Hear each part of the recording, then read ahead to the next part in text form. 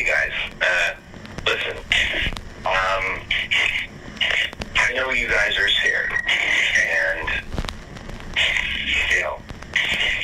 you have to understand things don't happen the way you want them to happen.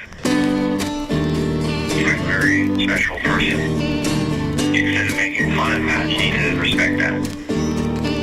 Comment on a pin, back it up with the link, start threads, but heads push content, fight that good, fight, argue online, hit refresh, access, check notifications, blood pressure high, scare my wife, waste my life arguing.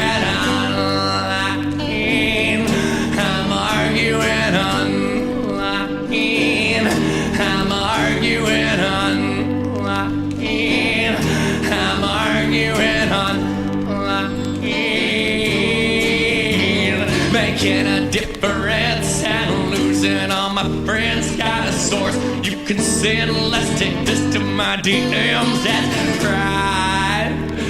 Type, argue online.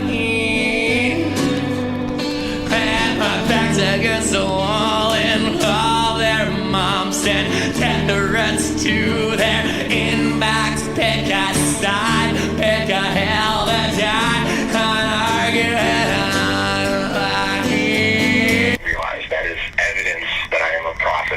Some go to war, some occupy, some just a straight up genocide, some behead, some are willing to die, but most of us argue online. So stop whatever and just be a fucking apostle. Flashing at a penny head, dunking at some children when the red dot's on that bill. That's what I call living head reply. That's how I lost my job, my check, custody of kids, lost my cool, lost the fight, most of all I lost my mind. Arguing online. Arguing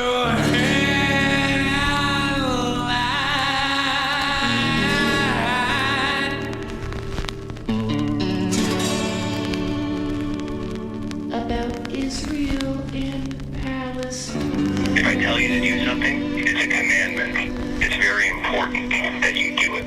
So, watch my Facebook video where I read the Quran, read the Quran, read the Quran, read the Quran, read the Quran, read the Quran. Hey everybody, welcome to the stream. For those curious, that was a song from Dirty Jerdy, a friend of mine. He just dropped an album recently, Songs You Shouldn't Sing in Public. And that was his track, Arguing Online. I thought it was pretty appropriate for what we're doing tonight. Hey, hi everyone. Cyberbullying. Are you ready for the cyberbullying tonight? I hope so. Hi everyone. If the sound is not good, let me know, because I was tweaking with some stuff earlier today. We got a lot to go through tonight because online harms and cyberbullying town hall. There was a cyberbullying town hall. Isn't that incredible? Yeah, it's about an hour and a half. I'm sure there's going to be lots and lots and lots of stuff to react to. But there is a lot of exciting things happening tonight, because not only are we going to react to that, and I'm sure it's going to be very fun and illuminating and insightful, but we're also going to be showing a couple of clips of the documentary, of the interviews we've been doing with people who have been persecuted for their opinion, because I have a feeling that these clips will be especially relevant to what comes up in this cyberbullying town hall. There's also a cool Christmas gift thing that we're going to be talking about at savefreespeech.ca as well. What else? Any other news? Hey, Greg, what do you think about Chrystia Freeland? What do you think about Chrystia Freeland resigning? And Jagmeet Singh said Justin Trudeau should resign. I don't care. And like, I just feel so much of the, political commentary in Canada is so irrelevant. If you're not talking about foreign interference, the foreign invasion, or the sort of ongoing tyrannical managerial class in Canada that's continuing to push further left with their various policies, it's not just at the federal level. We saw a mayor get fined $5,000 for not recognizing Pride Month. This stuff is ongoing. It has nothing to do with Justin Trudeau.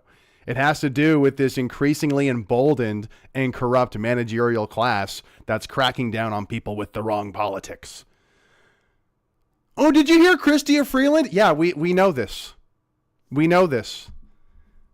No one likes Chrystia Freeland. She's a kindergarten teacher taking care of the finances of the country. How's that going?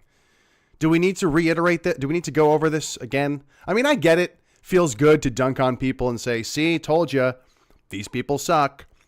They're stupid. They've ruined the country. But really, the only solution we have is vote for Poilievre. That's usually the solution, the kind of outcome of all of this yammering and talking on. But if you're not talking about the foreign interference, the foreign invasion, the mass immigration, the radical demographic change, or the sort of increasing things aren't really moving to the right. Things are moving anti-Trudeau, but that's not moving to the right at all. Like every single day that passes where Pierre Poilievre doesn't push back against foreign interference, foreign invasion, or DEI policies, which he never does. If anything, he embraces them more than anyone else at this point. We're not winning. The same institution, the same establishment in Ottawa is winning. So if the conversation is not about that, I don't really care. Did you see Freeland? Yeah, I saw it, guys. I saw Freeland. Okay. But let's get into it. Here's our favorite, our number one pal, your pal, my friend. We love Evan Ballagord. Okay. Give a nice thumbs up. Put up any finger you'd like on your hand for Evan Ballagord in the chat there. But this is really interesting. I saw this today, and I'm like, whoa, is this real? Is this real? According to anonymous Twitter accounts, Evan Ballagord wears a butt plug 24/7. I mean, if the anonymous Twitter account said it, I'm thinking this might be, geez. I mean, if you look at the facial expression here, it's very interesting. It's very interesting that the executive director of the Canadian Anti-Hate Network might be wearing a butt plug 24/7. I mean, this is just what the anonymous Twitter account said, so it's not yet confirmed. However, I've heard some things. I've heard some stories. I've been hearing stuff. I've been hearing some things, but we do have a lot to get through. A lot to react to, so let's just get right into it. Hope everyone's doing well in chat. Things are moving to the right in some areas. Legend of Nelda Tears of the Incel says, things are moving to the right in some areas, excluding the most crucial thing, white replacement. It's a pressure release valve. What areas are we moving right in, though, other than like economically? And even then, I feel like it's not strong enough. It's not really that substantial enough. But yeah, I mean, no one's talking about the radical demographic change. It's true. And unfortunately, this isn't something that the PPC taps into quite often enough. So let's get into it. Cyberbullying. Are you afraid yet? Are you afraid? I had so much fun working on today's thumbnail. I want to get some sort of like single lens futuristic headset so I can, accelerate my cyberbullying. Let's get into it. I'm already afraid. This music. Oh my God.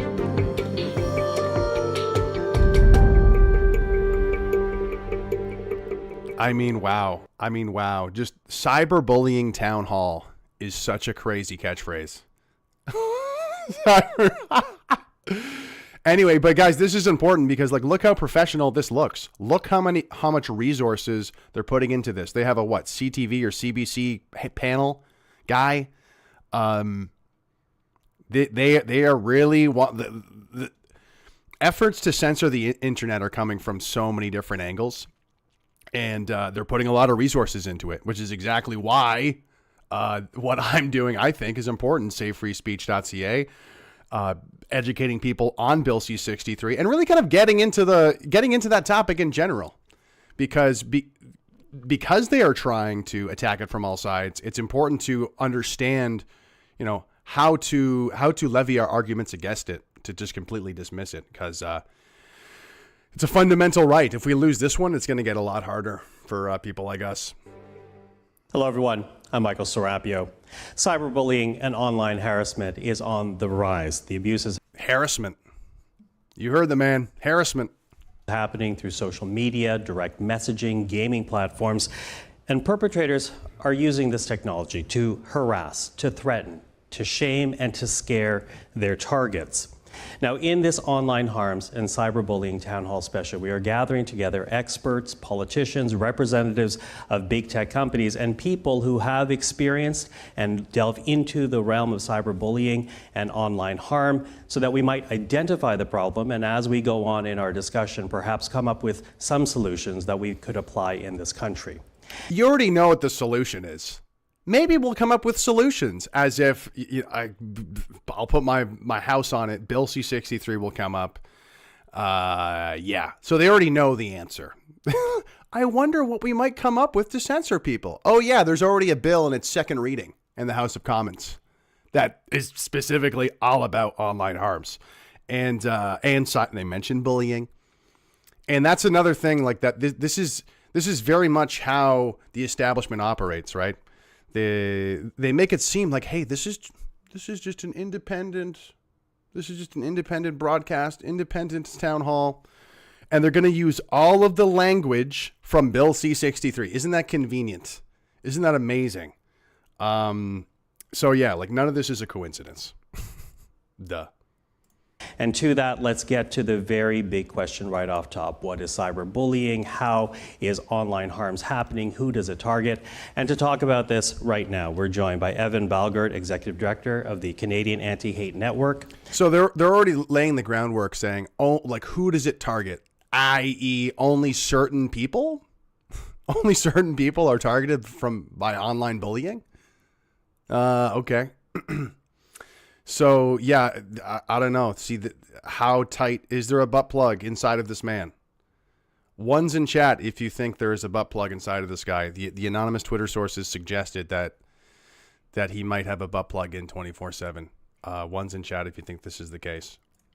Amanda Arella, National Director of Public Policy and Advocacy at the YWCA. Raisa Amani. YWCA. We got to look it up. We got to look this up, guys. YWCA.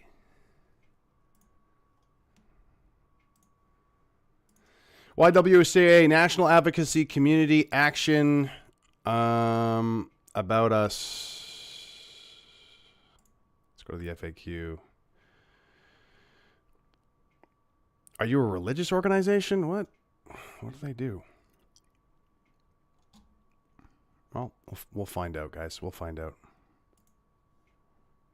The Youth Engagement Specialist at Children First Canada, Josie Niepanak, President of Native Women's Association of Canada, and Callie Metler, Executive Director of Ottawa Capital Pride. Please welcome and thank you for joining us today. Amanda, I'm just going to move my face so we can see their faces. All right.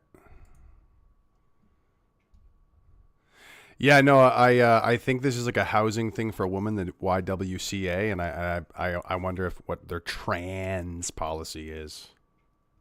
going to get you to start up for the conversation right now, because the YWCA recently completed the Block Hate Project, and that included research on building resilience on online hate. So that being the case, I'm wondering if you might start us off by talking about what the project found in terms of findings and who is being targeted online.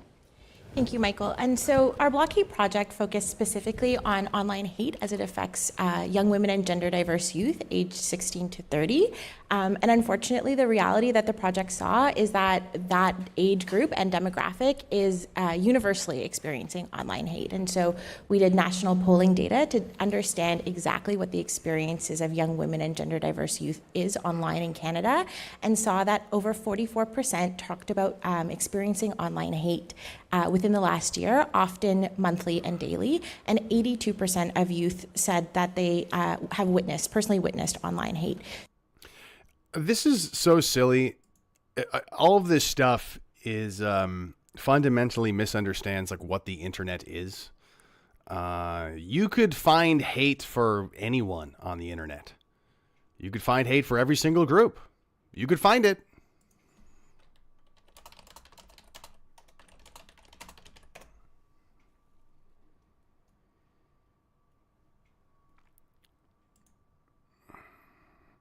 Is it normal to hate whites? I mean, that's obviously, I mean, this is interesting. What if we change it to black? Why does the world hate black men? I mean, the point is it's the internet, okay? We found online hate. Yeah, I'm sure you found online hate.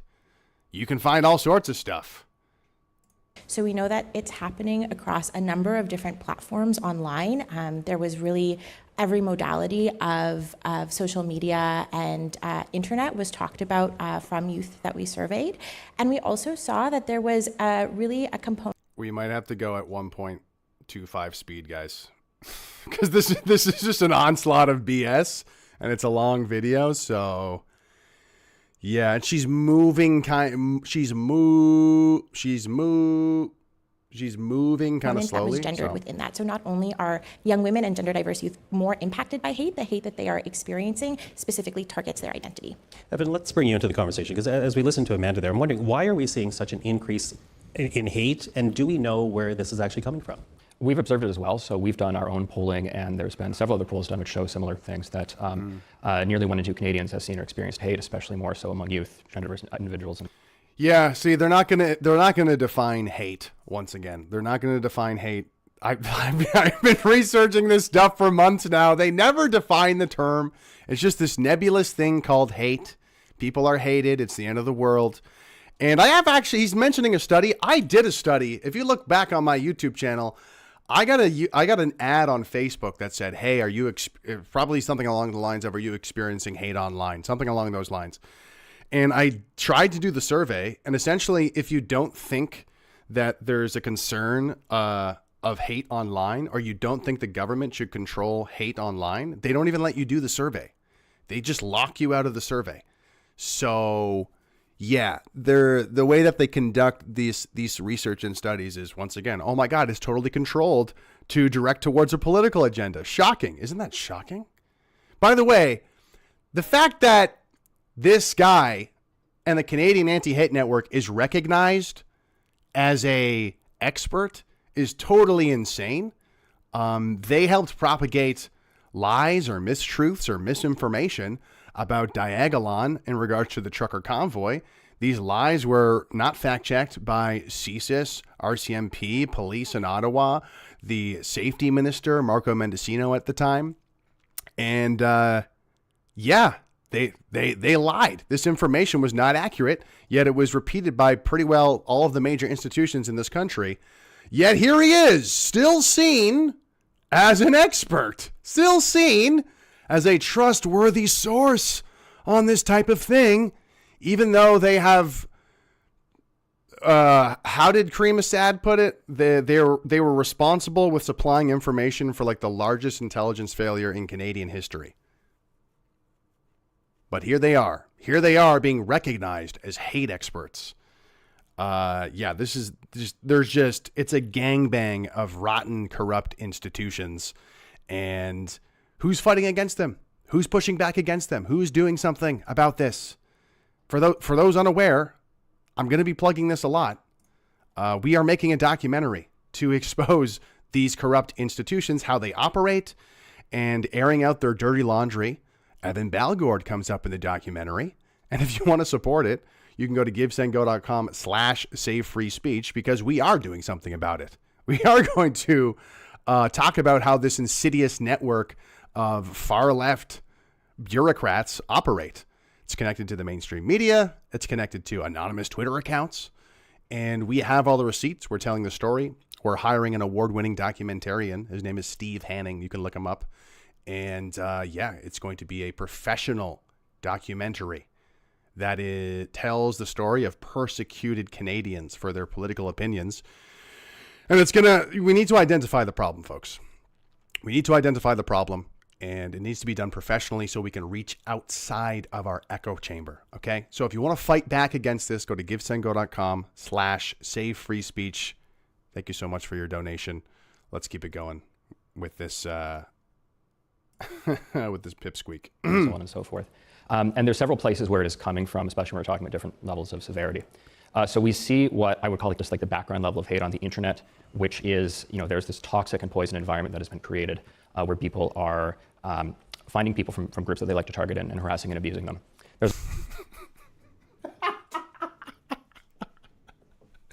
This is like, it's almost like a skit of a bunch of, part of my language, but a bunch of like baby boomers who are discovering the internet for the very first time. And they're like, yo, we found this website called 4chan, and like there's a lot of racism on there. There's this thing called memes. It's crazy. Guys, you got to listen to me. There's these thing called memes. I'm going to let you in, guys. I'm going to reach out of my what do I call it? My toy box. I'm going to reach out of my toy box right now, because this is stuff that I've wanted to bring up on stream in the context of free speech, in the context of Bill C-63 and how these bureaucrats just do not understand how the internet works. And what is in my toy box? In my toy box is, I'll just say interesting content. Interesting content. This is on Facebook. I found this video. Right now, I'm on my way to the hospital. I got to, get a couple tests done. Monkeypox shit is real, y'all. It's real. It's real. That's all I can say. Yeah. Shit. Damn, you got monkeypox.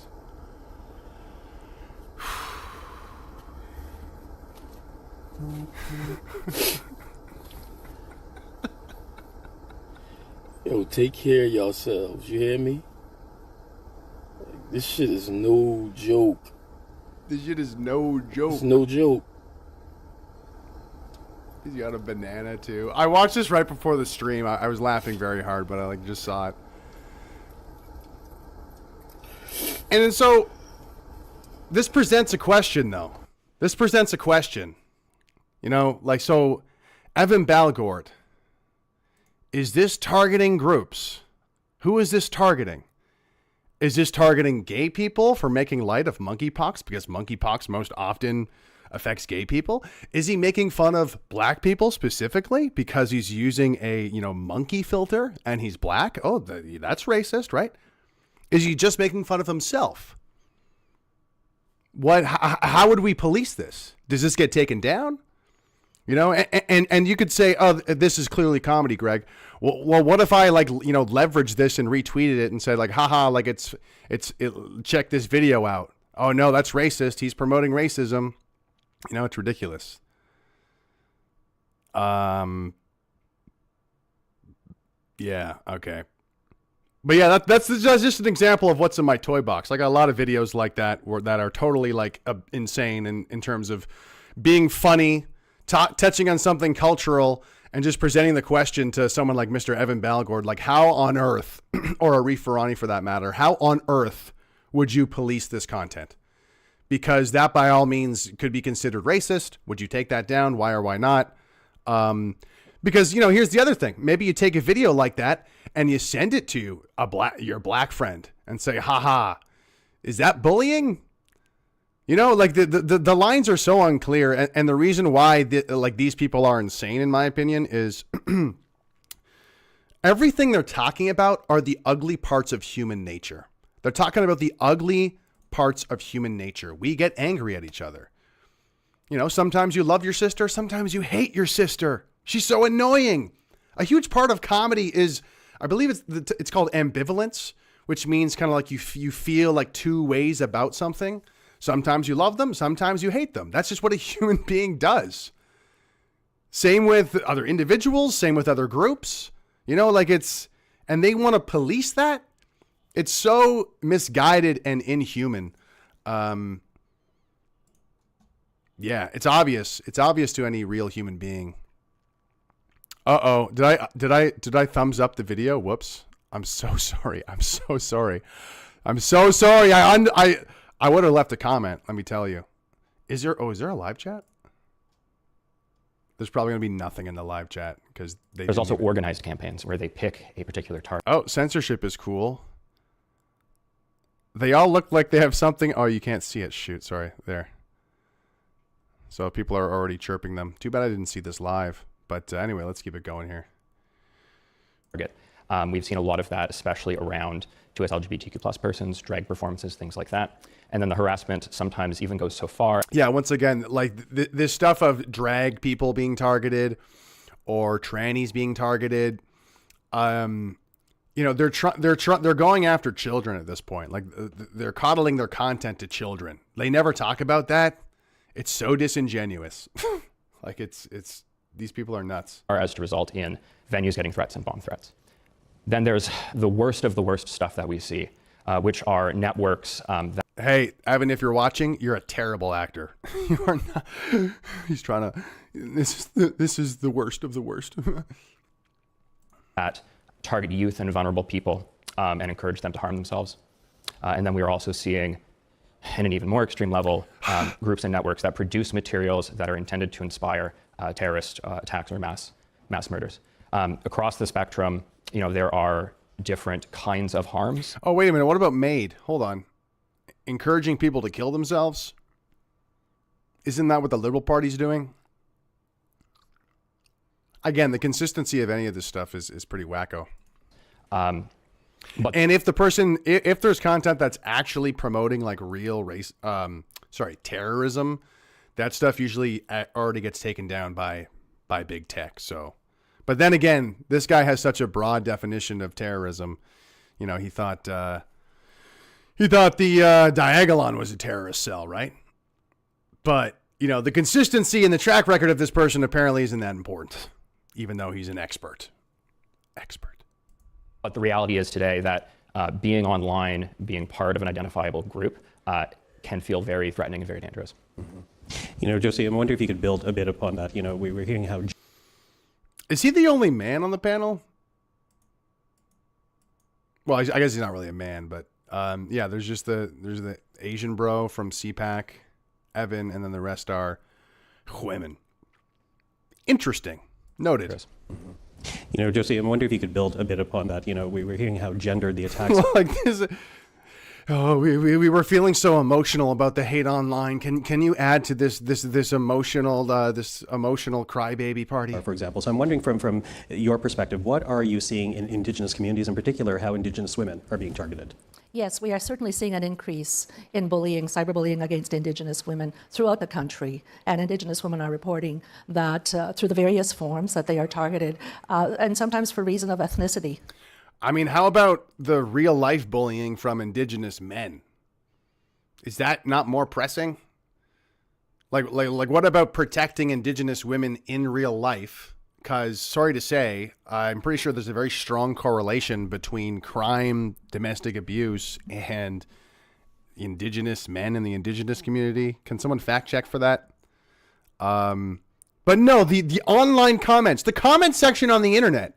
We don't need to prioritize the protection of Indigenous women in real life. No, we need to protect them from mean comments on TikTok. Like it's just a clown show. This whole thing's just a clown show. And it's, I don't understand how these people sleep at night. And it's very interesting, right? Because this is just one collection of bureaucrats and people working for the NGOs, all sucking on the teat of the Canadian government, right? And most of what they do, in a way, is fake. It's all fake. It's all baked. It's all based on a sort of false reality that they sell and invent and exchange with one another. The far right is the worst thing ever. And it's all based on stuff that comes from left-wing think tanks. And it's all nonsense. It's all fake. It's all a bunch of, we're going to talk about gender and the importance of accepting transgender people and the economy's in the toilet. There's rising crime. No, but we want to police internet comments and obfuscate the trans agenda that is, actually preying on young people and messing with their minds. Like it's all totally fake, but it's a nice presentation. They got the money. So they will not bite the hand that feeds them, and they will just feed into the bullshit narrative because that's where the trough is.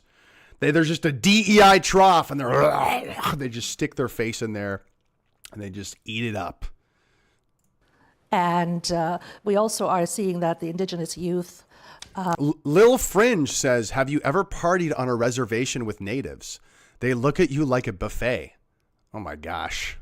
Oh my gosh. That's an unsettling way to put it. Darren Turner says it's a whole industry. Absolutely, it's a whole industry. We interviewed Kareem Assad, and she actually talks about it in those terms. She talks about the hate industry and how it's very profitable. It's a way to get Canadians to hate each other and have fear amongst one another, and it kind of gets used by different political factions for different reasons. So, yeah. Up to 36% of Indigenous youth have been targeted as compared to non-Indigenous youth in this country. Mm-hmm. Callie, could you build as well a bit of what Gord was talking about, or Evan rather was talking about, in terms of the fact that members of the 2S LGBTQ plus community are oftentimes the target of this harassment and hate? Yeah, we're definitely seeing it, and I think one of the Ottawa Capital Pride. Let's go. Let's go. Speaking of violence, I wonder if she commented on this. Where is it? Is she here?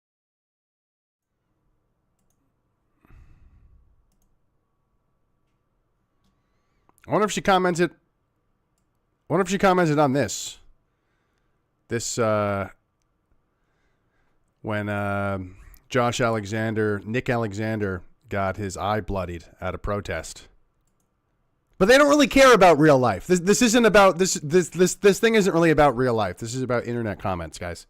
the things that's most tangible for me is we see it online and we're seeing it migrate into real life. So as you were mentioning, Evan, venues and other stakeholders when you're planning events are now getting threats, and those threats are very tangible. So we're seeing this online space become very immediate for us at events. Immediate for you. Raisa, Children First Canada released a report earlier this year. Some sobering numbers, because one of the findings was that in the last 10 years, I'm going to read this, online sexual exploitation of children has tripled. Talk to us a bit more about those findings and the abuse children are experiencing online. Yeah, absolutely. These numbers are staggering with, what you just said around tripled since 2014, and specifically with online sextortion has increased 150% this year, right? And young people are looking for a safe space, the safe third space, which is the online world today. And, they are facing those harms and, facing every single day those sexploitation, the sextortion, and the other harms that come into play every day without even them knowing about it, right? And they're just kind of taking it in. Just taking it in, as you say. And, as you share all this, I'm thinking about a survey which CPAC commissioned Abacus Data to conduct for us earlier this year. And so I made a TikTok about this, but this is Arif Farani who is presenting the Online Harms Act and saying exactly this, that we're going to protect kids online. Here he is at a pride parade. This is what happens at pride parades. This guy is naked with a Bugs Bunny mask, with his just naked at this event. So the Liberal rubber stamps events like this. And then, of course, here are two other Liberal MPs. It's cut off in the photo, but this kid has like a rainbow colored skirt on. So this idea that the Liberal Party wants to protect kids from sexual exploitation. I can also, who's got the clip? Who's got the clips of the clippings of these books that are in Canadian public schools? with all this like weird trans stuff and pornographic material. The stuff in these books are so pornographic that even these school boards are like, don't bring that up. Just let the kids read that. We don't want to see that. Again, it's like this whole, it's a clown show. This whole thing is so disingenuous. There's so much resources behind it. It's insane. They're really gunning. They're not gunning for your kids. They're gunning for your tongue. They want to rip your tongue out. And I mean, I'll bring it up in a sec, but the undertone of this is that, man, we got to stop these white people. We got to stop these like right-wing conservative people who are complaining about all this nonsense. Out of that survey, they found that 42% of those who responded either had experienced cyberbullying personally or knew someone who was victimized by it. And to that, take a listen to 3 people who were generous enough to share. I can't wait to see this. Because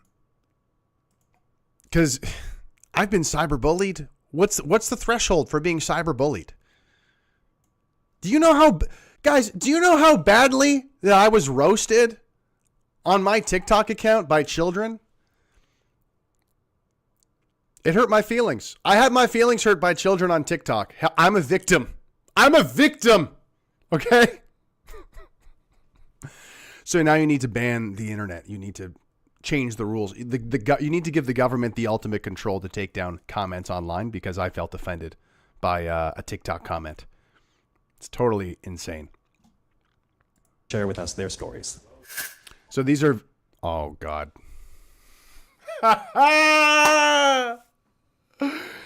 This is the professional victim. The professional victim. Look at the look on his face. Look at the look on his face.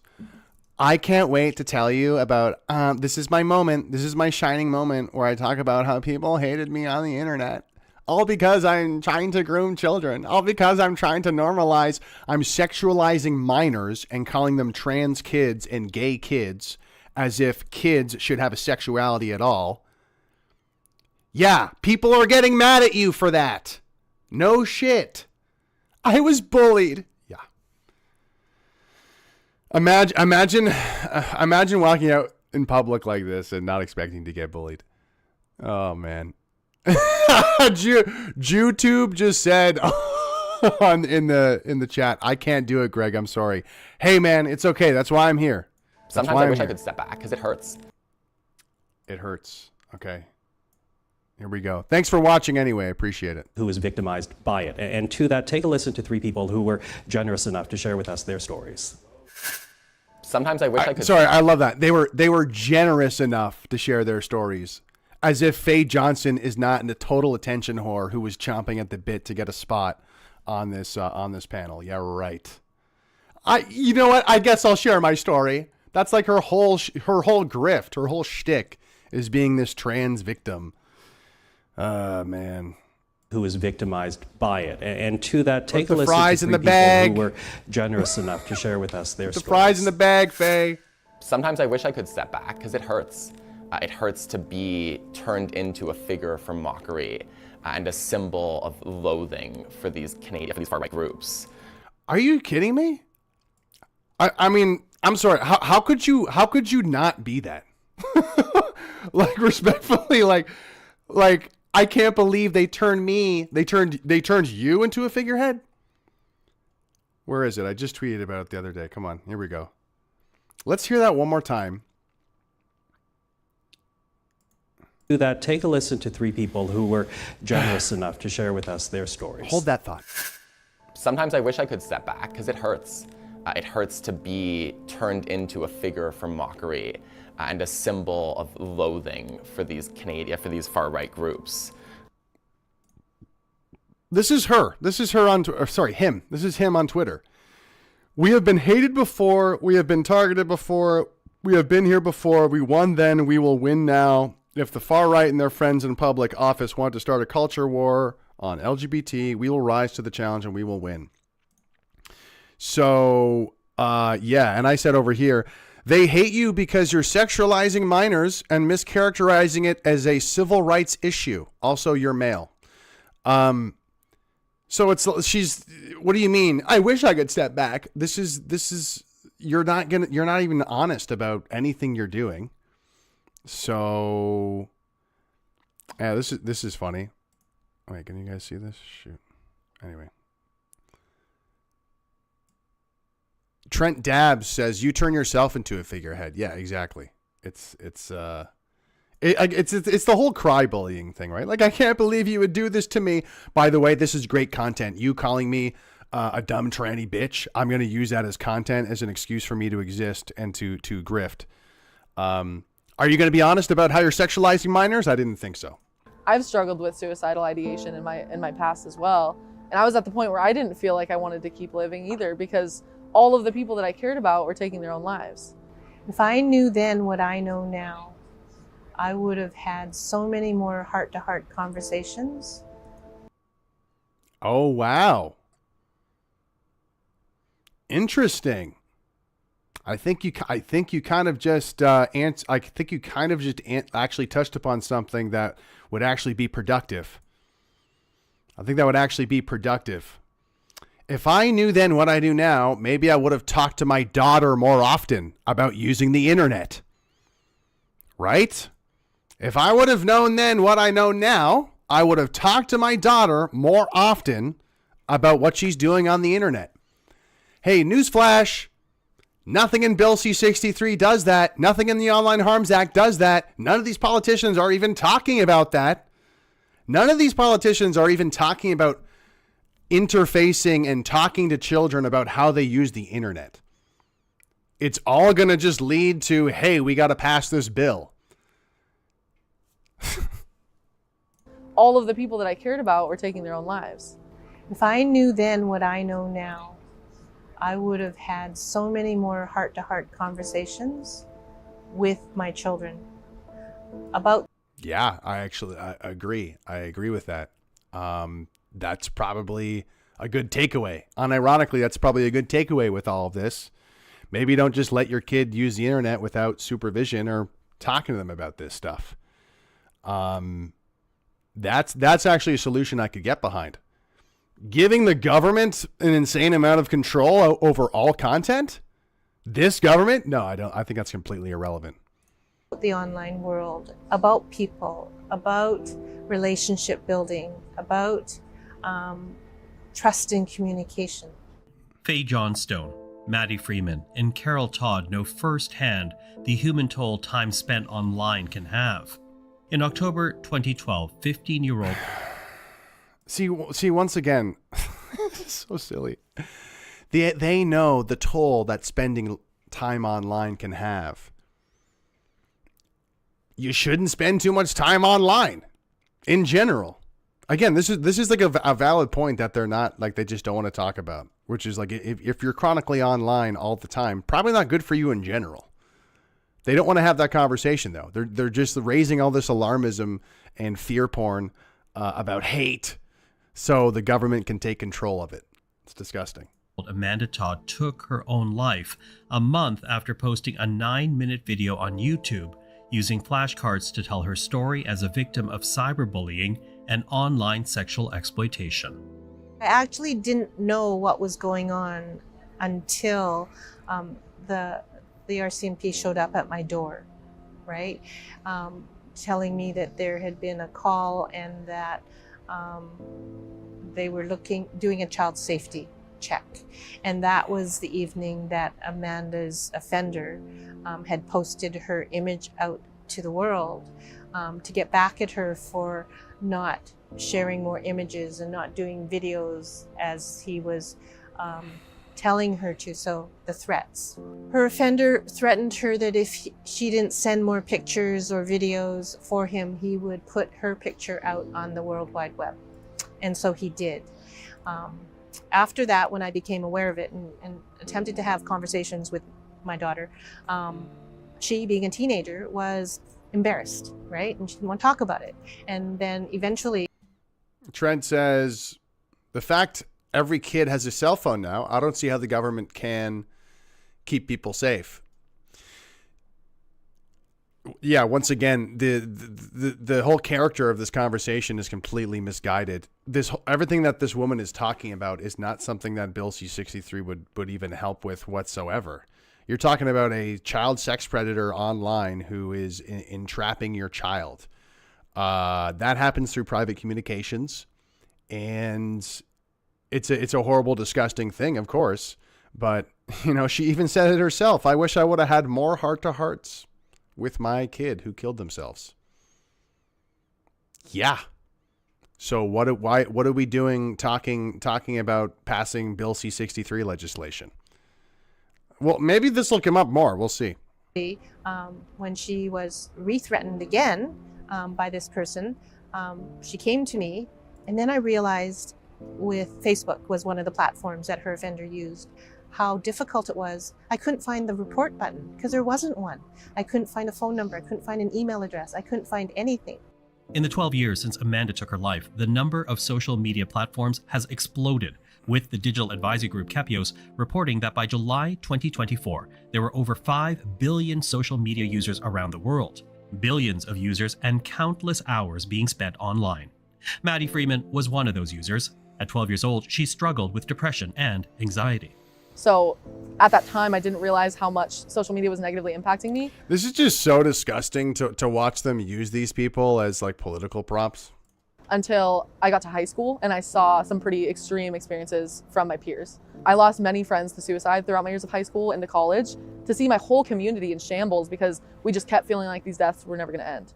So like, just imagine having somebody with one of these like genuine stories where the internet fucked you up and thinking that the mainstream media news and politicians actually want to help you. Like they actually want to help you. This is the same government that promotes medical assistance in dying. They promote medical assistance in dying, and they think that they're going to help you with your depression. They genuinely want that. No, they're using you as a political prop. Like it's insane. So, for me, the only antidote to being able to continue on and feel okay with myself was to take action. I knew that something needed to be done about this. Maddie founded No So November, a global advocacy movement aimed to get teenagers offline in November and provide educational tools to empower teens when they are online. Women, children, vulnerable, and Indigenous communities all experience higher rates of online abuse and cyberbullying, according to Statistics Canada. Transgender woman and activist Faye Johnstone was not prepared for the online abuse she began experiencing as her advocacy work increased. The piece of that was hard was that no one knows how to support or help. And so you're seeing something that you didn't expect. It's about you, it's personal and it's targeted. And you don't have anyone to tap in to say, hey, like, this is really rough. This is also something that a lot of people don't see because it happens online. And it's like, you know, you mob somebody's Twitter mentions. And not everyone around me is seeing that. So it would happen to me almost in this like silent little corner that is very personal to me, but that's not necessarily getting seen by anyone around me. What? Log off! Just put the phone down! What the hell? Is this the best they got? This is actually pathetic. I kept doom scrolling and looking at the mean comments and like no one else sees that. Only I see that because I'm looking at my Twitter notifications. And you're spending all day on Twitter looking at all the hateful people in the comments. That sounds like a you problem. You know, like, what? And there's just so many hateful comments. Yeah. Yeah, that's what happens when you're a public figure, honey. You get hateful comments.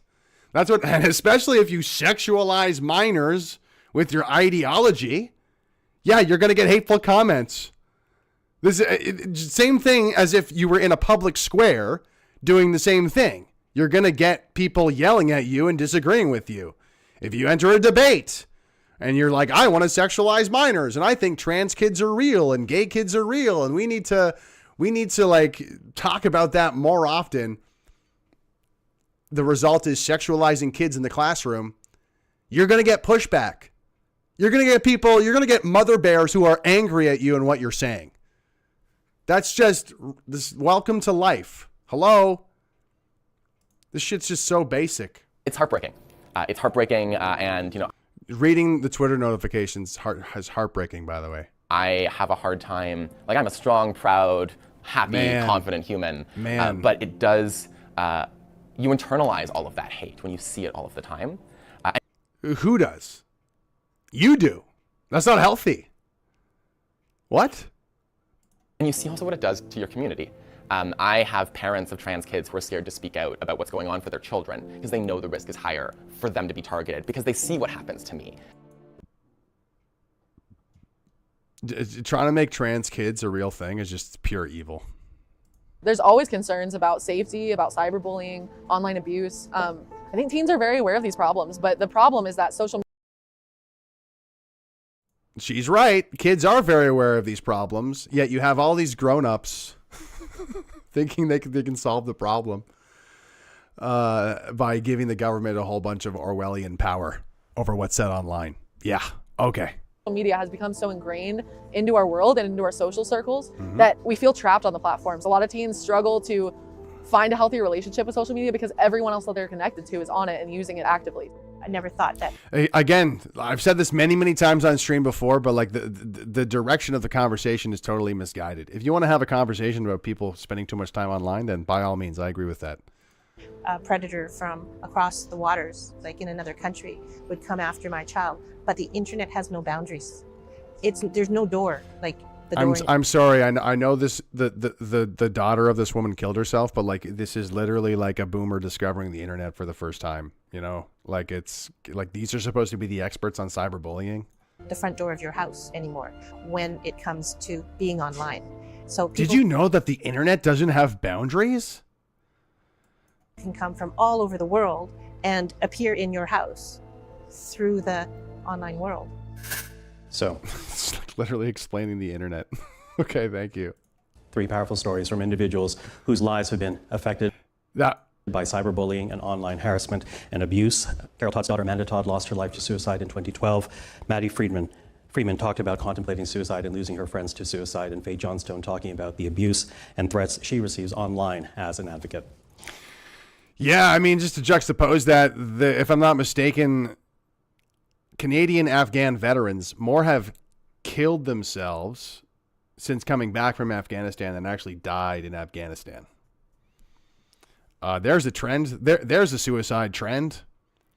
And our government doesn't really support our veterans. They kind of just give them a cold shoulder. So, yeah. Oh, no, the government cares this time, though. The government cares this time when they want to take control over the internet. Yeah.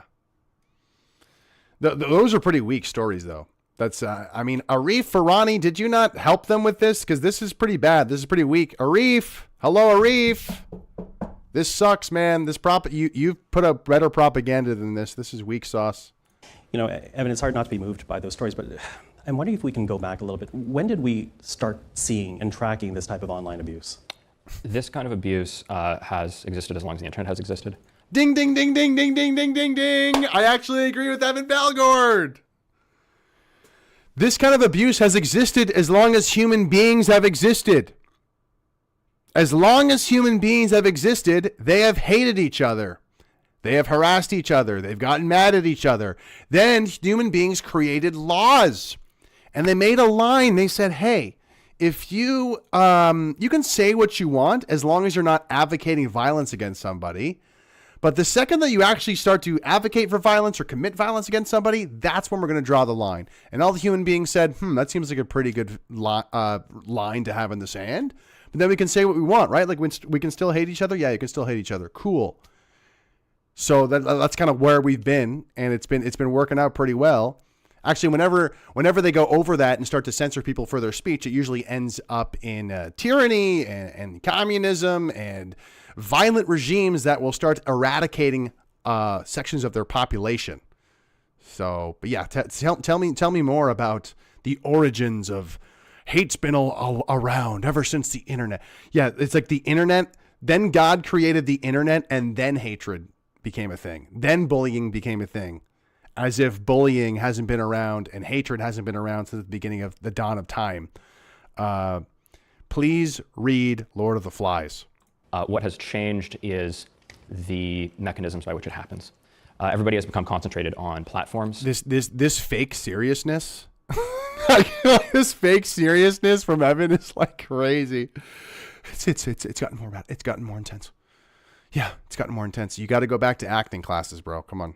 And we have created this culture of harassers earning fame and money for tormenting other people. where they can build an audience that eggs them on, and they go after target, usually picking on somebody's identity. So what's new about it is that there are... Isn't that what the Anti-Hate Network does, though? You work for the Canadian Anti-Hate Network. Your whole thing is like ragging on people. Huh. Rewards and no punishments for this kind of behavior. Social norms seem to be breaking down in that people are less ashamed to be engaging in this kind of harassment of others. I recall when we started doing this work, if you found out who was behind some kind of far-right awful activity and named them and shamed them, that might make them disappear or at least stop that behavior like 70% of the time. I'm just pulling numbers out of my experience here. I don't have a poll. But Well, and then here it is. Cat's out the bag. This is about the far right. This is about right-wing people doing awful things. There you go. You think anyone's going to clarify this for the rest of this clip? No, it's the far right doing all of this. It's the far right that is evil. It's the far right that we must do something about. That's where the awful stuff is coming from. As if there can be no hatred coming from the far left. As if there can't be identifiable groups all collectively hating and shitting on white people. Hashtag cancel Canada Day. It's all part of the same agenda, folks. Feels that number has gone down, that naming and shaming of individuals is less effective, and people are being incentivized for doing these kinds of harassment campaigns. Mm-hmm. Risa, I wonder if you could... And once again, no specifics. They're not going to be specific about anything. It's just hate. It's just...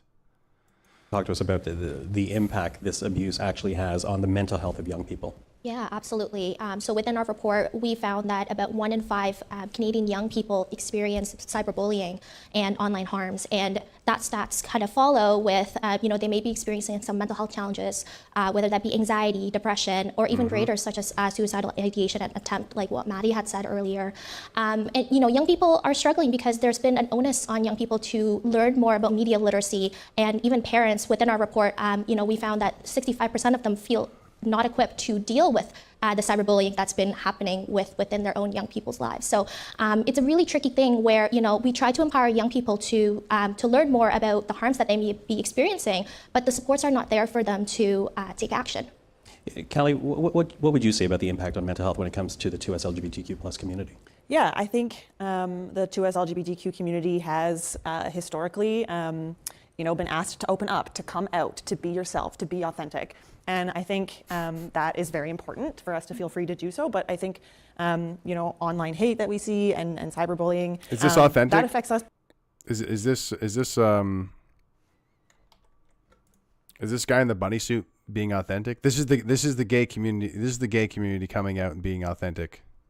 That's authentic LGBT expression. Why are they hating us? Yeah, I wonder why. By keeping ourselves secret, by keeping more things close to the vest. And I think that feeling of, you can't be your true self, you can't share, I think that really affects people's mental health. Mm-hmm. In November, the Canadian Mental Health Association, they released a report on the state of mental health in this country, and they found... And really what's happening is right-wingers are like trying to bring shame back. They're trying to make shame a thing of like, you should probably be ashamed of yourself for doing this with a Bugs Bunny mask on. The community, the gay community should probably check themselves because a lot of people just kind of find some of this behavior gross. Okay. Because you can say anything you want shitting on white people, but the second that you criticize anyone in the LGBTQ plus, you're like this horrible monster. And yeah, that the tides are turning because people are tired of that, but we got to stop the hate. Found that mental health is 3 times worse right now than before the COVID pandemic. They also found that 38% of Indigenous people reported their mental health as being poor or fair. Josie, when we add online abuse and cyberbullying... Man, I can we get like a study count here? How many studies have been referenced in this? Like so many studies. We got another study of the stats that were totally construed a specific way to give us the conclusion that we wanted to justify our political agenda. Very cool. Very cool. To this, can you talk to us about the impact that you're seeing in Indigenous communities as a result of this type of harassment, and perhaps not just... The harassment is crazy. Saying harassment like that, that's wild. The harassment? the community in general, but also on Indigenous women? Yes, thank you. Certainly that percentage does not surprise me, that there is an increase in terms of Indigenous women and the feelings of bullying and the hate speech that's attached to it in terms of Canada's history with Indigenous peoples and in terms of the colonial constructs that we have had to live in. So that further perpetuates the feelings of isolation, the feelings of forced assimilation, and the feelings of not being part of the Canadian fabric the way in which we want to be, the feelings of rejection. And so that increases the vulnerabilities of Indigenous women and children and youth in this country. And so therefore we feel the same, we feel the anxiety. Yeah, like the stuff that I do for you guys, the stuff that I do watching this, sitting through this, the stuff that I do for you guys, sitting through these word salads, sitting through these insufferable struggle sessions about our feelings and how horrible the colonization. I just had a moment there a second ago. I'm like, why the fuck am I doing this? Why do I have to sit through this nonsense? Can you imagine being there? Can you imagine being in the front row? Can you imagine being somebody listening to this and actually thinking it was like valuable and actually thinking, yeah, oh my God, they're all such victims. I mean, what do we got? We got hate expert on the left. We got, woman's. Oh, by the way, I looked it up. Do I have it here? Shit. Yeah, I got it right here. She's part of the YWCA. Oops, one sec.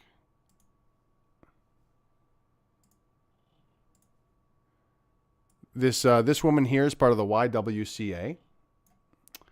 The YWCA has a commitment to supporting trans women and gender diverse people. They denounce anti-trans discrimination and violence and stands in solidarity with trans women. They welcome trans women as leaders and participate in their programs and recognize their contributions to the feminist movement.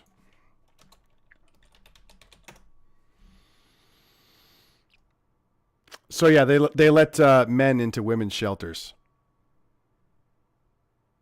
They let men into women's shelters. That's what this woman does. This guy works for CPAC. This is like the gay representative. This is the Indigenous representative, and I'm not sure. This one's about kids, I guess. But yeah, it's just a campaign against just regular Canadians who are calling out the BS. We have the suicide ideation. We have all of those issues as everyone else. Only it's more because of the history of Canada. Thank you. Mm-hmm. I'm thinking about this rising trend and services. And so, Amanda, I wonder for you, as we talk about an increase in online harms, an increase in cyberbullying, are there the services to actually address the need? I think here we go. We're going to get into solutions. What does YWCA stand for? I don't know. The W stands for women, probably.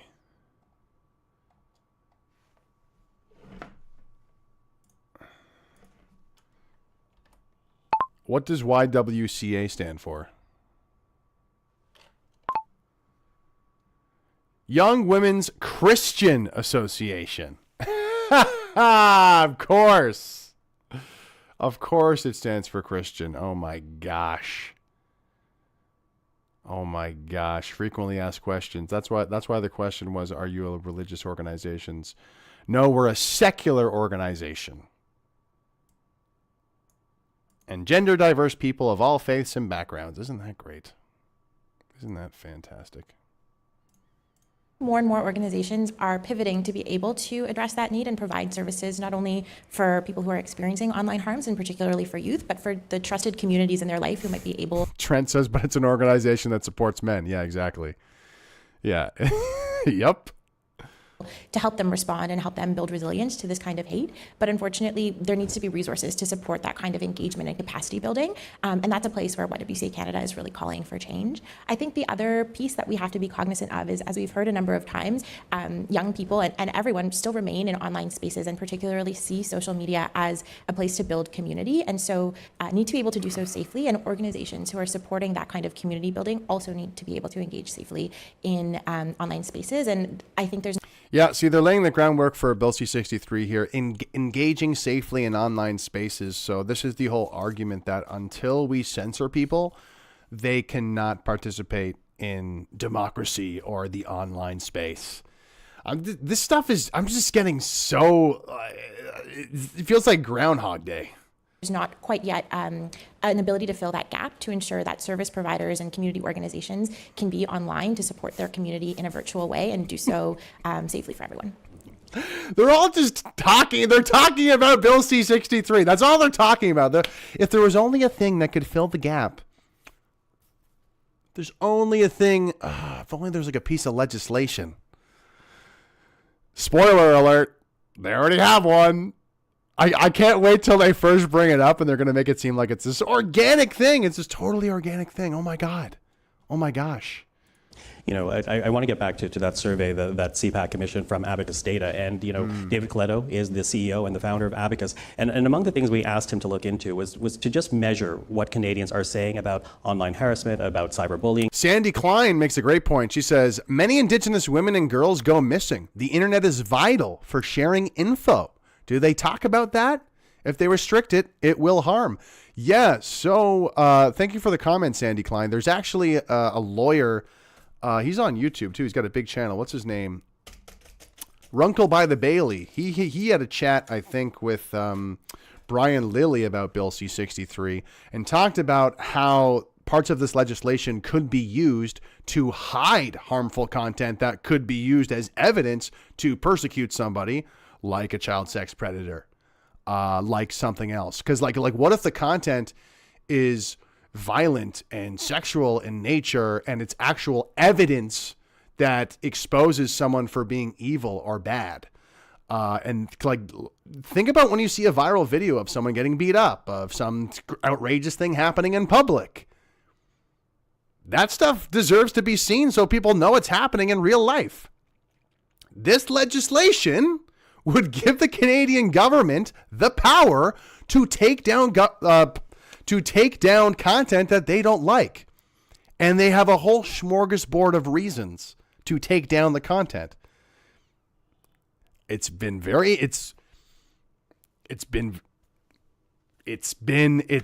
clear that this Canadian government will use its power to silence people and silence things they don't like. So how are we supposed to believe that this legislation won't be used to take down the things they don't like? That's bad for their reputation. That's a bad look. There's, I mean, and all signs point towards that, based on what we've seen, based on that the fact they have Evan Balgord on the board here, which is part of a explicitly bipartisan organization that focuses on the far right. So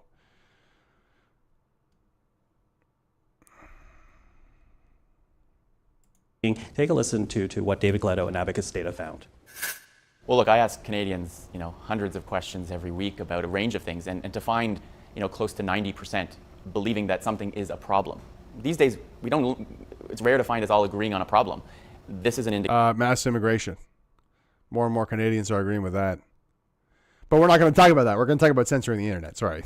Indication of how widespread public recognition is of the problem. Unfortunately, it doesn't really surprise me because I think we've heard anecdotally lots of stories of both women and those in racialized communities saying, I feel more targeted. I'm more likely to be targeted from this. This survey just counts it up and shows just how widespread overall people's experience with cyberbullying is, and how those in particular demographics seem to be the targets of it more, and it's more frequently happening to them.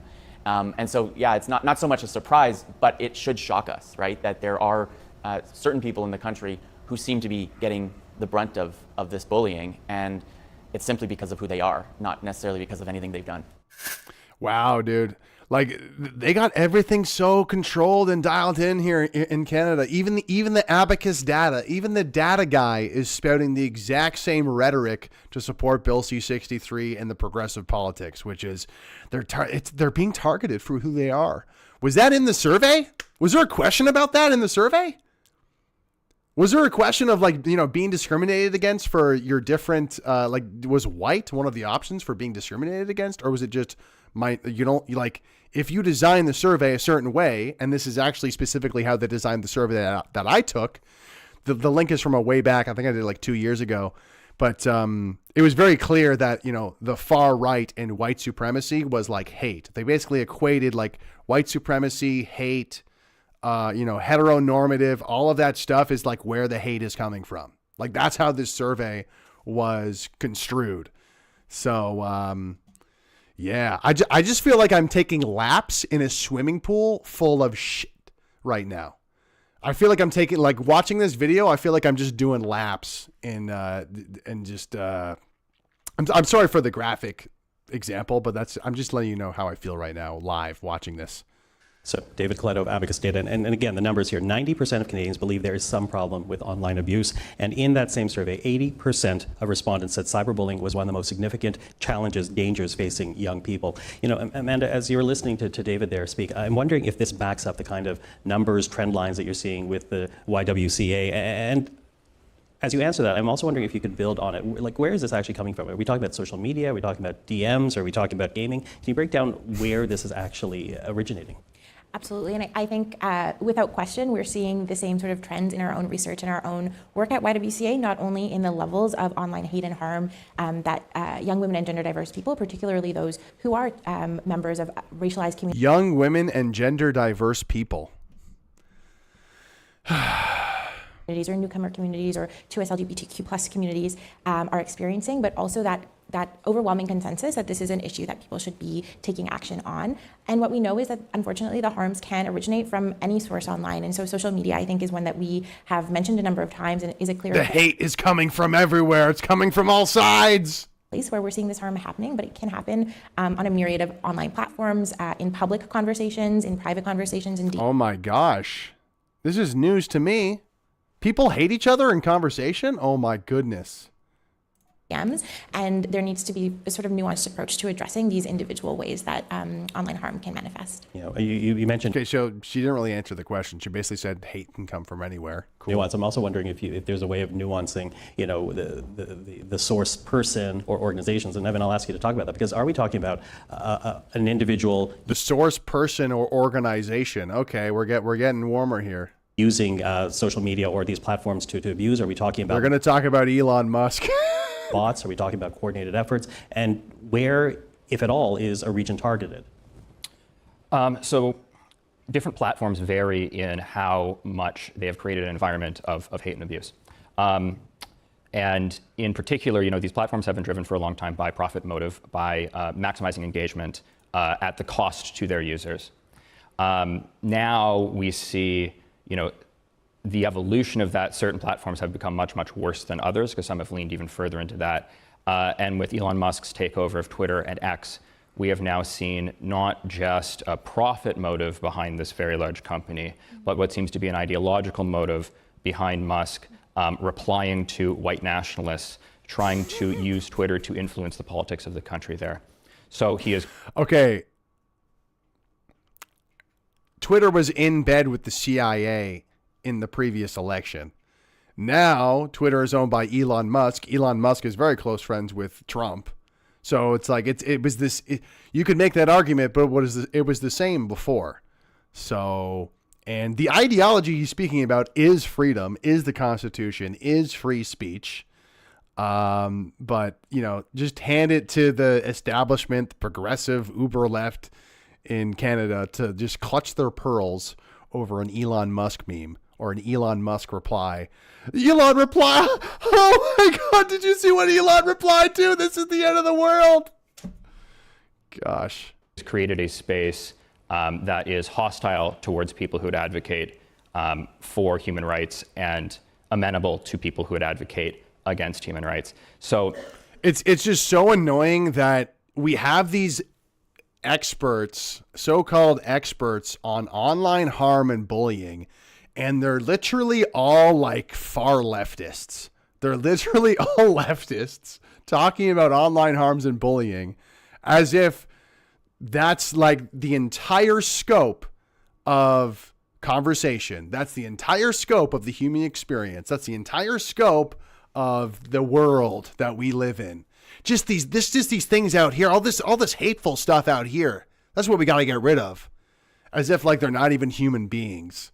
They're not even like people, as if conservatives don't even get a seat at the table, don't even get a chance to defend themselves or have their voices heard or disagree with sexualizing children or radical demographic change through mass immigration. You know, oh, they're just white nationalists. They're just these shitty Nazi people. Like it's, and again, guys, who was fighting back against this? If this was just some like stupid press progress little panel, I wouldn't really care that much. Okay, if it was just some leftist little blog doing their YouTube channel, that's fine. That's not what we have here. We have the leaders of these, NGO organizations. This guy's on the news on a regular basis. I'm pretty sure they're going to have politicians. This guy runs Abacus Data. Okay? And is Pierre Poilievre fighting back against this? No, there's no people are aggressively identifying this problem and exposing it. But that is why I've started SaveFreeSpeech.ca, and that's why this documentary that I'm making is so important, because it's going to reach out of our echo chamber, and it's going to reach people. I swear to you. You might think it's crazy. It's going to reach people like this. We've hired this award-winning documentarian, this award-winning filmmaker who has all of the dirt on the Canadian Anti-Hate Network. And they connect it to the teachers' unions, and we connect it to the mainstream media. We connect it to the trucker convoy. We connect it to the Million Man March for Kids, and how all these people get smeared. They get their reputations smeared. They get dehumanized. They get persecuted, thrown in jail, some of them. There's a very clear pattern of how this network works and how they all have the same far left ideology. And people need to understand what's happening here. It's not just Trudeau. There's a whole network of the managerial class, some people call it, who prescribe to this progressive far left ideology, and they need to be exposed. Like Canadians, patriots, they need to understand what's going on here, and that's what we do in our documentary. You can go to givesendgo.com/savefreespeech to donate. We've done over 8, we're almost at 10 interviews, I think, of different people. We've interviewed a couple lawyers. We've interviewed professors. We've interviewed teachers who have been canceled, patriots who have been thrown in jail. And we're telling the story, looping it all together and exposing these corrupt non-governmental organizations. Yeah, I think it's a very important piece because it's, like I said, it's going to reach out of our echo chamber. But if you want to donate, go to givesendgo.com/savefreespeech. And yeah, thank you so much for your support.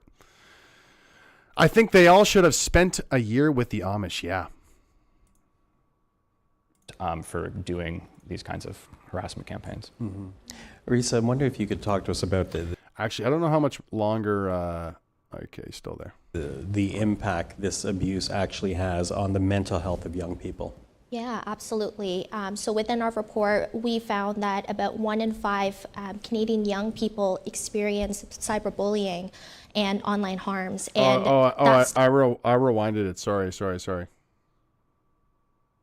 Let's not watch all that again. Jeez. I want to get back to that survey that CPAC commissioned from Abacus Data, and David Coletto is this. As you answer that, I'm also wondering if you could build on it. Like, where is it? Different platforms vary against human rights, so it varies platform by platform. And as I said before, in terms of like where it is coming from, there is a lot of hate, and it gets fomented and whipped up by a fairly small number of individuals who have become content creators or started sort of like fake news platforms and things like that manage to whip up people into a frenzy to then go after particular groups. Risa, so it's funny. It's really funny that he says that. It's funny that he says that because I'm about to share a clip from the documentary or from one of the interviews we did with Karima Saad. Maybe you've heard of Karima Saad. She is a lawyer, criminal lawyer in Toronto. She interacts with all sorts of people going to these protests. She's all around the protest circuit. And she essentially, well, let's just hear one of the clips here. I want to see, how do I make this work?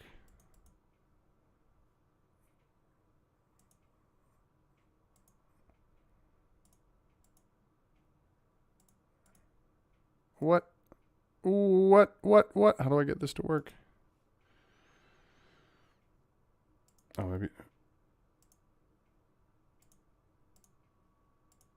Just a second here. What's going on here?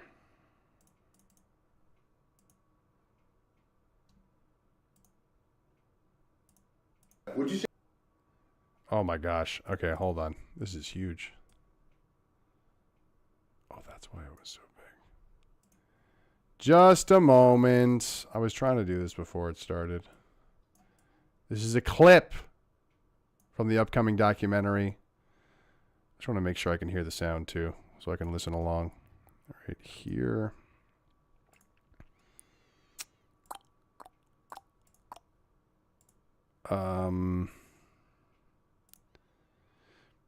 Monitor and output. Okay. That should work. All right, speaking of people being online and targeting others, let's hear Karima talk a little bit about her experience with the Canadian Anti-Hate Network. The question I ask her is, have you ever been targeted? Have you ever had your reputation smeared by the Canadian Anti-Hate Network? Say that the Anti-Hate Network. Why can't I hear it?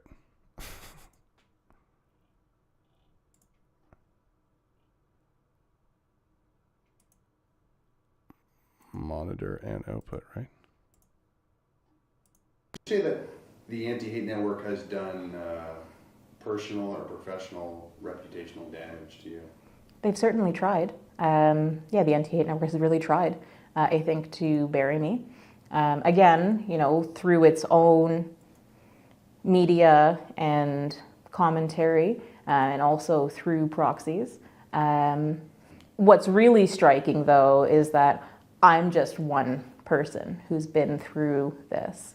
And over the course of my work, I've encountered many other Canadians who have received similar treatment, whether directly from anti-hate or through more informal channels, because, of course, the idea of a network is almost deliberately, like, it's amorphous, right? Who's part of a network? And I've come to learn about various groups that exist online, primarily centering around Discord servers, where there is a real attempt to stalk and disparage Canadians. And what's the purpose? I think whether it's to drive people to civil ruin or criminal consequences, or even suicide. This is a real phenomenon that exists. It could be much bigger than sort of the small scope that I have. But what I have seen is deeply disturbing. And that's what keeps me in this, looking to expose it so that hopefully it can be dealt with. I don't think that our political leaders or law enforcement at the moment are doing a good job dealing with it. Would you say that the Anti-Hate Network has done... Well, there you go. There you go. I mean, it's something that's going unchecked. It's something that people are not paying attention to. It is, it's almost like anti-hate. The Canadian Anti-Hate Network is guilty of these things. The Anti-Hate Network has done... Isn't that interesting? Could the Canadian Anti-Hate Network be bullying people themselves and weaponizing the internet against their political enemies and doing this very same thing that they're saying they're trying to stop? Well, they say they're a politically partisan organization that is proudly anti-fascist and focus on the far right. They also associate with Antifa, who is a violent organization. Huh. Wow. It's almost like everything that this guy is saying is a bunch of crap. Amazing. Wow. It's great. Isn't it great to learn? Isn't critical thinking amazing? Isn't exposing liars fun?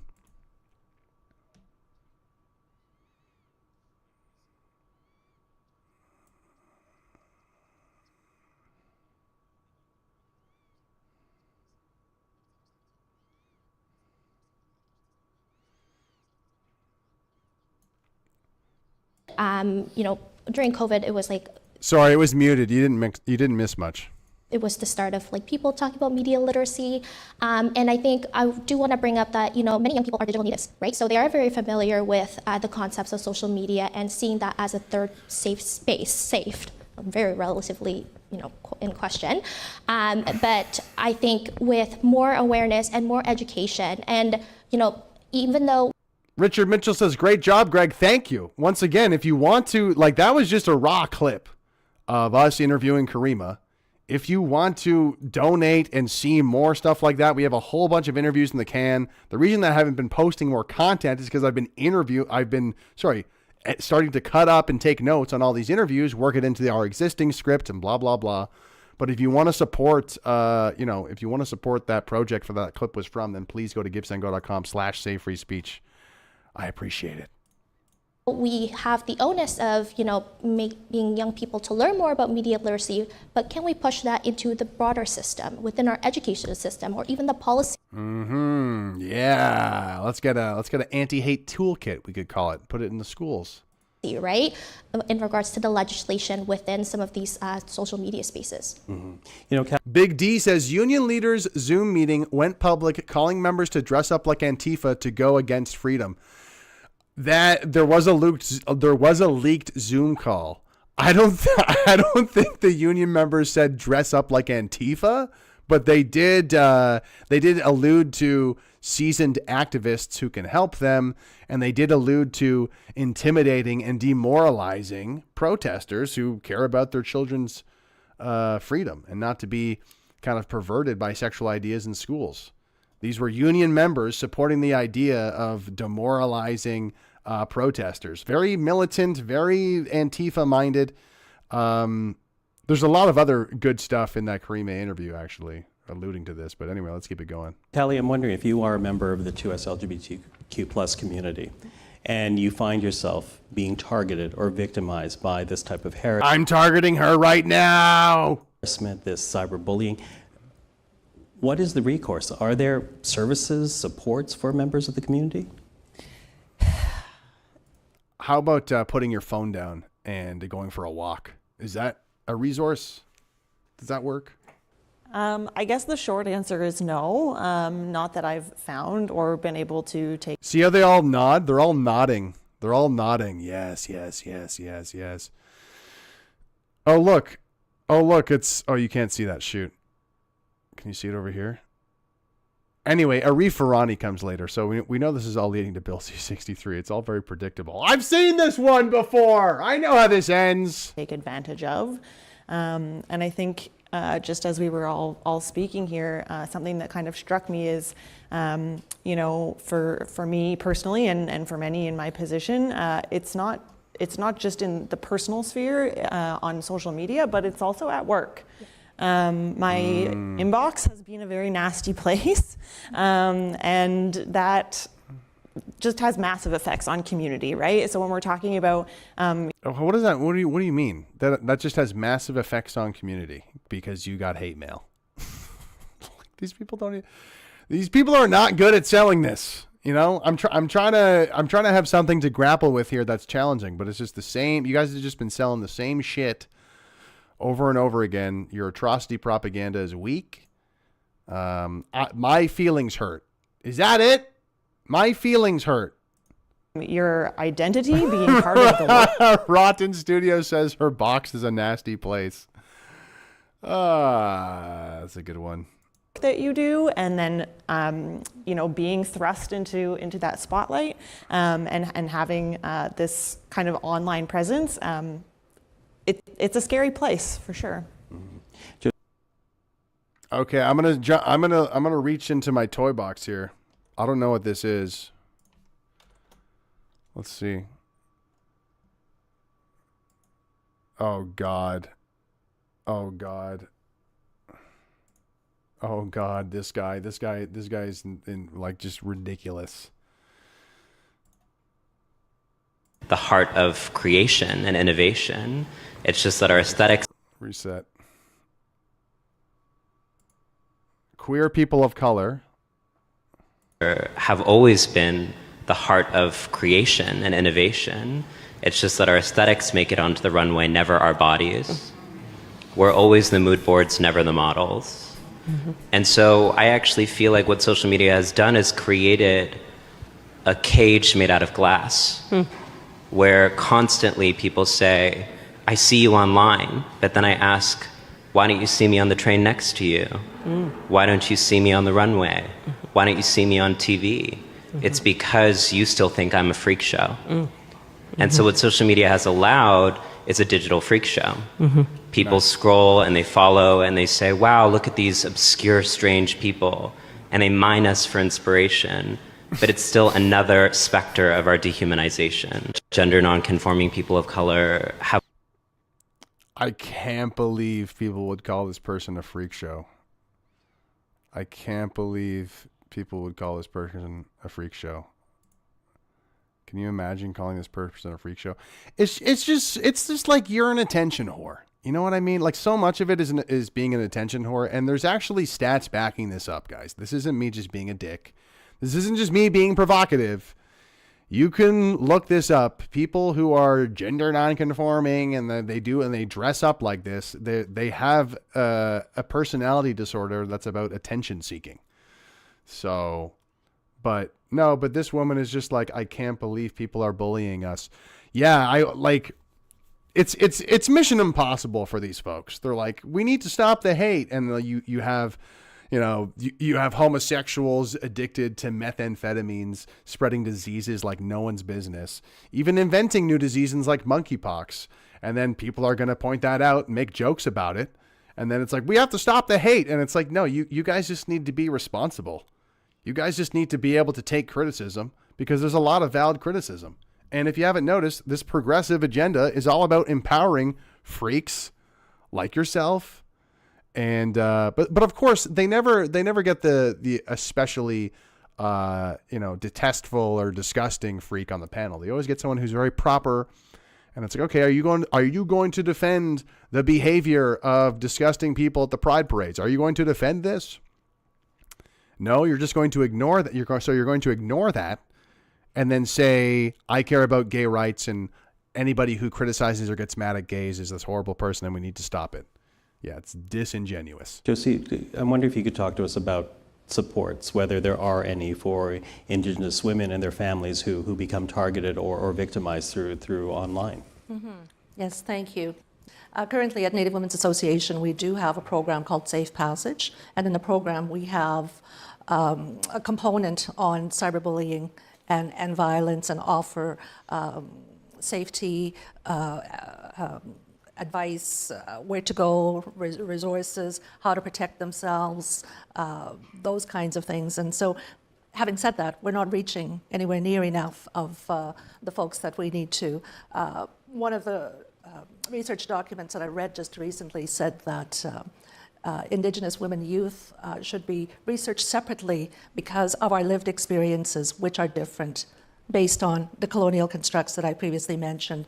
And so the research needs to be targeted towards Indigenous women, youth, due to poverty, sometimes don't have the resources that are required to keep individuals safe. But I do believe that schools have a responsibility. IT companies have certainly a bigger responsibility. Government has a responsibility to create safer spaces within social media. Thank you. Thank you for that.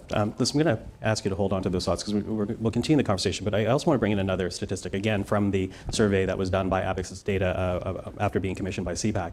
And in that poll, they found that 58% of respondents said online hate and bullying was a deterrent for qualified people who are considering running for public office. Now, we know that politicians from all... Let's go.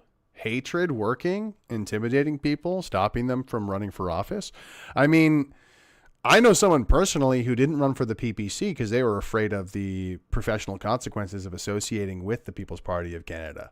So once again, like, is that ever factored in, that side, the other side? No, probably not. By the way, that woman was just talking about, native life. And I just thought there's actually a really crazy section of TikTok that's like, jokes about living on the on a native residence. Where's the volume? Where's the volume? Where's the volume? Oh, there we go. That is a big. Yo, bro. Can I have a cup of water, Uncle? Here you go, nephew. Real small like your wee nook. I want a bigger one. Better don't be touching my cup. You think you're bigger and more solid than me? This ain't even your house, it's Cook'em's. I get to have the bigger cup. Only big unks could drink out of big cups. Oh yeah? Fuck around and find out. Uncle Smash! Boing! I'm bigger. I'm gooder than you. Settle down, Uncle. I'm gonna tell Cookem on you.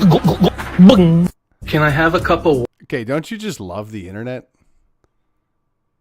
Yo, bro, check out my new girl. Ever sick? That's our cousin. Yeah, settle down. I said my girl as in 1, not 12. I ain't like that no more, bro. Hugger, that's a dozen. I said she's our cousin. So they're making fun of having sex with your cousin. Again, like, am I allowed to laugh at that, or is that me targeting a community or whatever? Can I have a couple? You want to take the mattress to the living room or what? Come with me. You trust me? Come with me on a What magic. Okay, I want to see this one.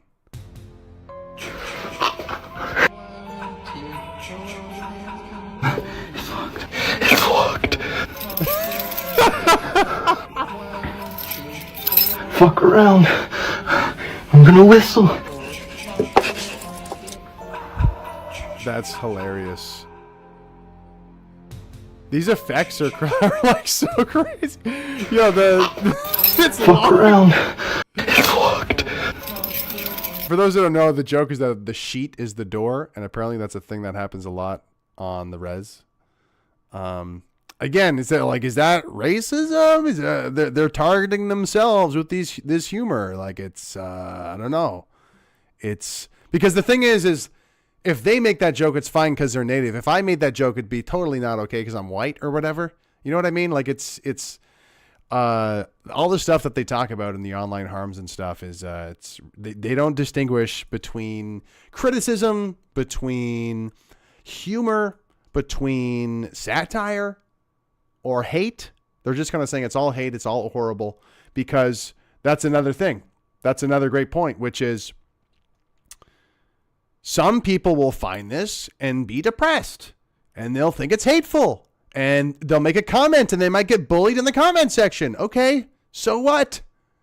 That's the problem of the person browsing the internet.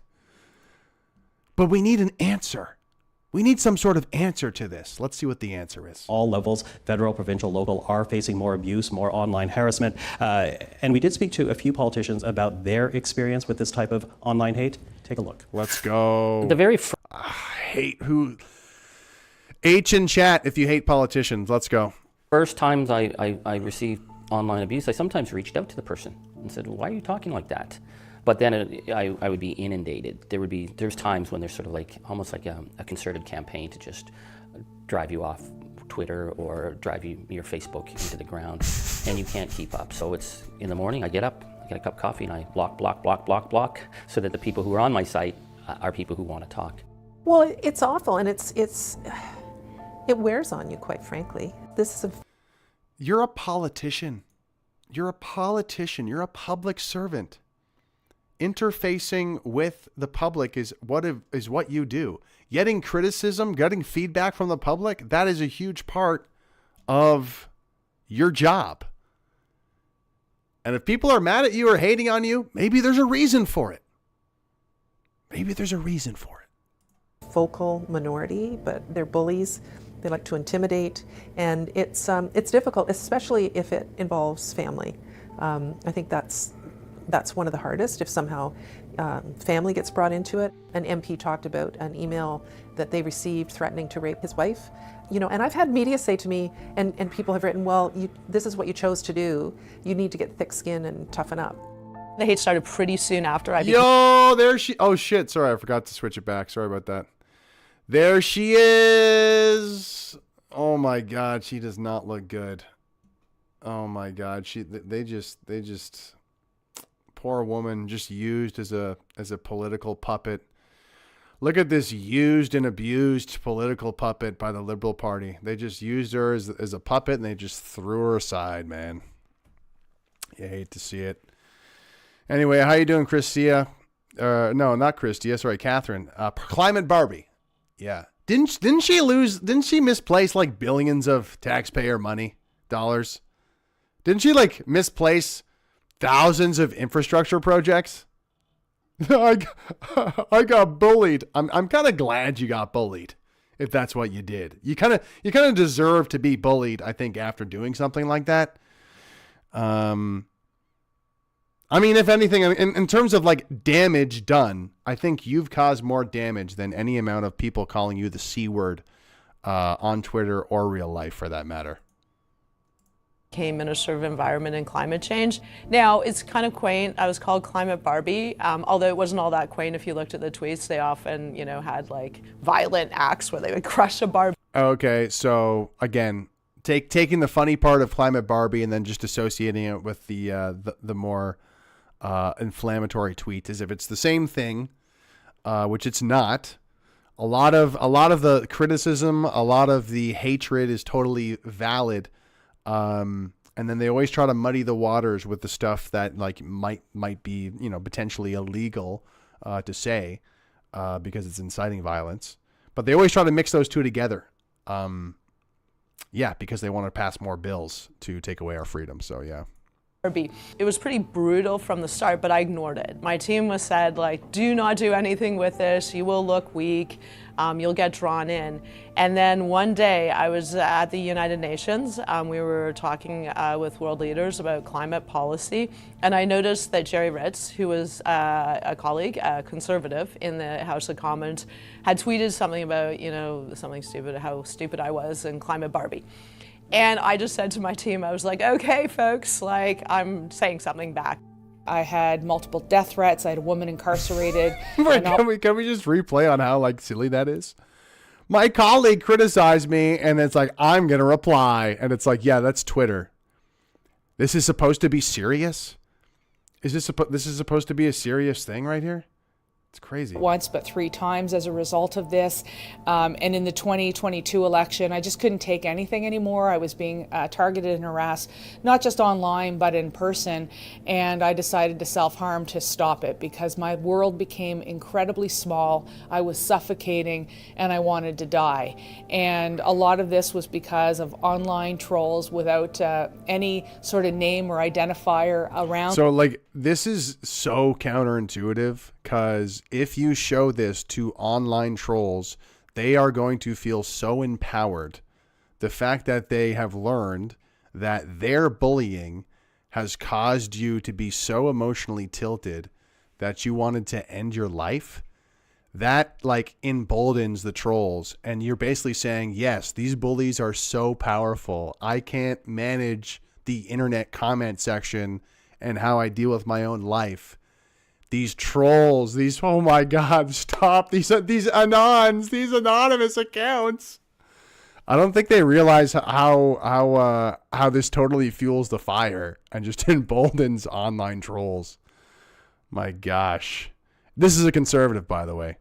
Them, but who felt that they were able to get to me very closely and to personalize things, including with my family, and really wanted to eliminate me. I ended up in the hospital. Eliminate me. I see. I'm a detail guy.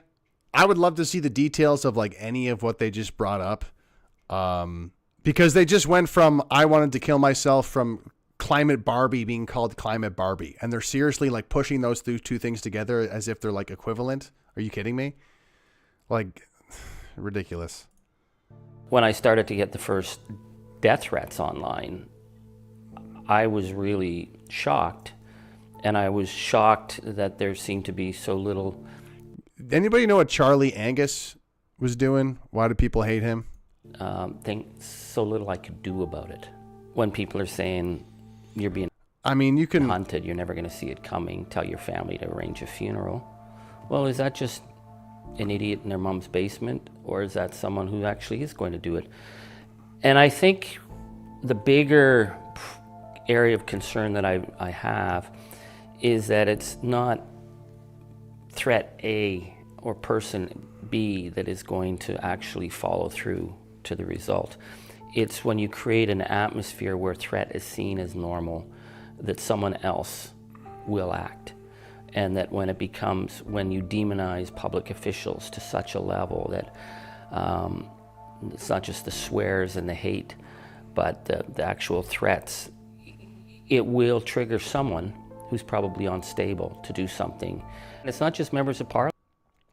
I mean, this is so rich coming from the establishment that regularly demonizes and dehumanizes Donald Trump, conservatives, right-wingers. They do this all the time. They downgrade and ignore, any sort of hatred or violence that the right wing receives. I brought this up already. This is something that did not make a headline anywhere in Canada. It's somebody protesting the gender indoctrinations in schools. And, so like that violence doesn't really get covered, right? So Antifa violence doesn't really get covered. So it's just kind of annoying when they kind of try to use this emotional argument. And it's clearly a completely lopsided one. And they don't give a fuck at all about people who don't have their politics, right? Parliament. I'm talking to municipal councillors who are facing this in small towns. I'm talking to provincial MLAs. That's every day for some politicians, including me, feeling like there's no allies, there's no light, there's no support. And what about your pension? What about your salary? That's lots of support. You know what you could do, Lisa? You could buy an app with all the money you have that can like filter your time online, and it can actually tell you, hey, you've been spending too much time on Twitter. Maybe you should log off. Or you could hire somebody with your salary to check your emails for you, to protect you from the mean comments. Or you could hire a therapist because you're trying to kill yourself because of online comments. That could maybe be a good idea too. Or if you're seriously worried about someone might be stalking you or whatever, you can, obviously call the police if you have any sort of leads on who this person might be, if it's a real threat or not. Or you could even try to hire a private investigator. There's a lot of things to do, but I just really feel like, looking and reading the mean comments and like commiserating about it and panicking is, I don't think it's a good idea. when you start to internalize that, you not only are dehumanizing. That's the second time we've heard that term that I remember, internalize. When we internalize that. Why are you internalizing it? It's a bunch of older folks who just do not know how to navigate the internet, and they take everything too seriously. In the bully's face, but you start to dehumanize yourself. Liquid Gal says, stay off your phone then. She needs some cheese for that wine. Yeah, and the most annoying thing with public officials complaining about this is I would love if they covered what these people did as well. because in the case of Chrystia Freeland, I mentioned it, but like, you know, she is rightfully hated.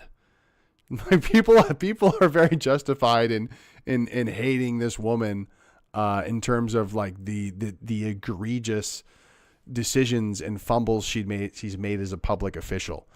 And I just feel like that's really, really important to the context of what we're talking about. Yourself too, and you have no self-esteem left. And I mean, especially, I'm not gonna go into detail here, but like, especially during COVID and stuff, locking people down, forcing kids to wear masks, forcing people to take a untested medical product. Yeah, you kind of deserve to be hated. You deserve to be hated, and because what you were doing was totally wrong and immoral and did cause lives. If you want to talk about depression and forcing people online, you want to talk about people being depressed and being online, let's talk about all of these lockdown rules that you imposed upon the entire country, including children. I can't believe they're depressed online. Yeah, you forced them to go online during COVID with very misguided policies. Again, there is part of this conversation is a totally valid one. I can get addicted to my phone sometimes, and it's unhealthy. I get too much screen time. Or maybe I'll get caught up in the comment section and get caught up in my feelings. I'm guilty of that sometimes. But I don't internalize it because I'm not an idiot. And I also go outside and I go for a walk and I realize, hey, it's just the internet. It's just the internet. Okay. If there's a valid threat on your life, that's different. But if it's a hateful comment, it's just the internet. I just feel like I'm going crazy. I'm sorry if I hurt your earlobes with my yelling. for those of us with an underlying mental illness, it can be deadly. I do report it, and like these politicians, online harassment can be deadly. And this is what's spooky, folks, because she is a conservative. This woman is a conservative, Lisa McLeod.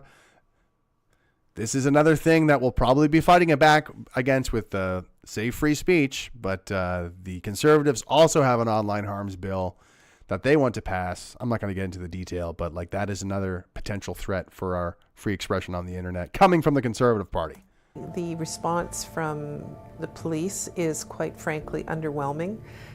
Usually the response I get is, what would you like us to do?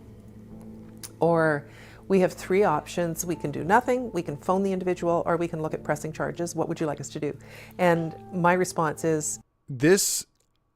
It looks like a woman who, calling her the C word, she would be more concerned about you calling her the C word than like, I don't know, some new Indian fresh off the boat migrant like raping somebody. She would be like, she would put more emphasis on like, well, someone called me the C word. It's like, well, are you worried about this like crime that happened? And it's like, someone called me the C word. They called me the C word. Okay. Oh yeah. Someone got like raped over there by some, undocumented migrant who came over the board. You don't care about that. I got called the C word. These are our public officials.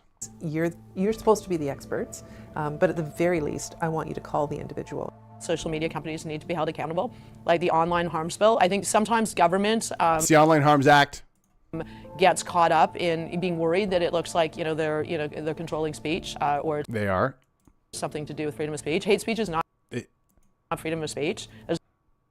Yeah, it is. Yeah, it is. Yeah, it is. It's just not a thing. I think, like, what a ditzy Valley girl. Listen to how terrible that clip was. Social media companies need to be held accountable, like the online harms bill. I think sometimes government gets caught up in being worried. Frankly, underwhelming. Usually the response I get is, what would you like us to do? Or, we have three options. We can do nothing, we can phone the individual, or we can look at pressing charges. What would you like us to do? And my response is, you're supposed to be the experts, but at the very least, I want you to call the individual. Social media companies need to be held accountable, like the online harms bill. I think sometimes government gets caught up in being worried that it looks like they're controlling speech or it's something to do with freedom of speech. Hate speech is not freedom of speech. It's just not a thing. I think that there needs to be tools in place to address these threats of democracy in a better way, so that the lone municipal council or the lone member of parliament is not having to face these on their own by dealing with police and trying to deal with the courts. I think there are tools that could be used to lessen the threat and menace, but right now everybody's waiting to see what happens next. I really worry. Totally disingenuous. Criticizing politicians is part of democracy. This entire time, they've just conflated everything to imply that us getting criticism and hate is basically we're getting threatened. It's like, okay, were there actual credible threats? Then yeah, call the police and figure that out. Sure. But you're conflating everything together. Climate Barbie getting called names as if it's like a crime to, call out a shitty politician who's fucking up for their country and their constituents. I don't think so. Police and trying to deal with the courts. I think there are tools that could be used to lessen the threat and menace, but right now everybody's waiting to see what happens next.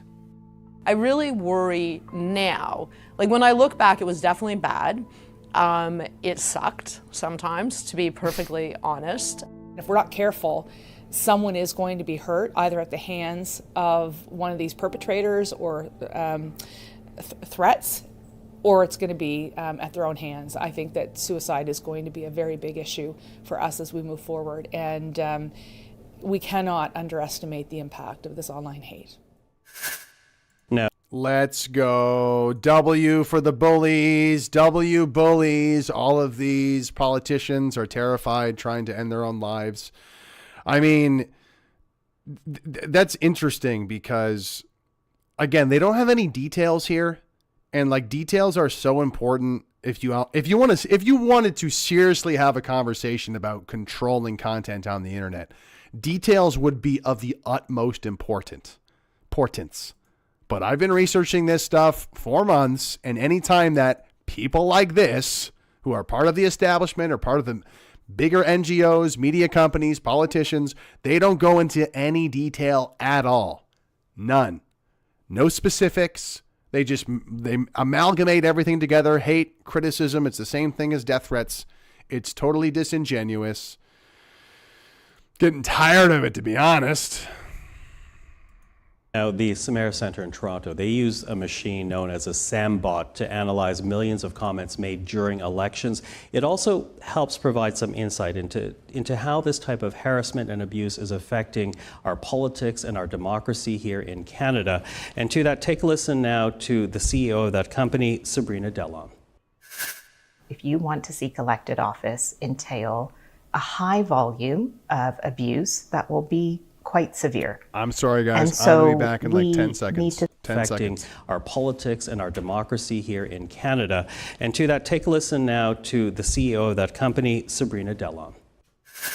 If you want to seek elected office, entail a high volume of abuse that will be quite severe. And so we need to think about this as conditions of work so that we can bring this conversation down to earth. These are people who are elected to serve our interests. They're meant to serve the public. What conditions do you want your representative working under so that they can do their best for you? And violence occurring in a digital format is still violence. And so we're facing such complex challenges right now with our democracy related to trust, risk, and information. And we need to be responsive to these realities of what it's really like to be an active citizen offline and offline, because there's a connection. And the reality is people don't feel safe performing these roles. And if people don't feel safe performing them, then they're not going to step forward. Or increasingly, we'll be attracting people who also want to facilitate this type of violent and uncivil behavior, which... This woman is actually a weapon, because everything she's saying doesn't really make any sense. Violence online is still violence. The fuck are you talking about? What? What do you mean? Violence online is still violence?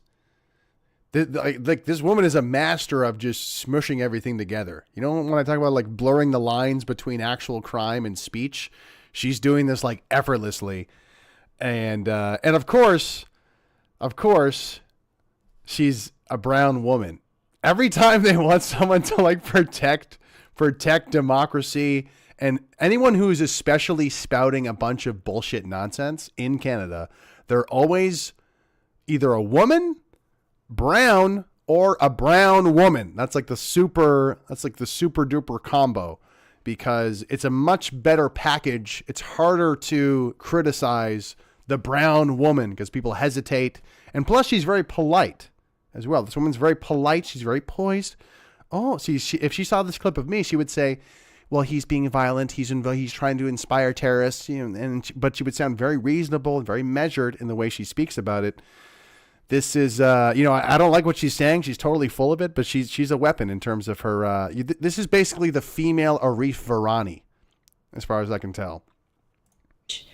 Is going to have a very corrosive and damaging effect on the practice of our politics in Canada. So, a bit of a snapshot as to how this online abuse is affecting politicians and, by extension, our democracy in this country. You know, when you add that... This, again, like, I know I'm a broken record here, but this is clearly leading up to Bill C-63. It's like, why don't you just say it's about Bill C-63?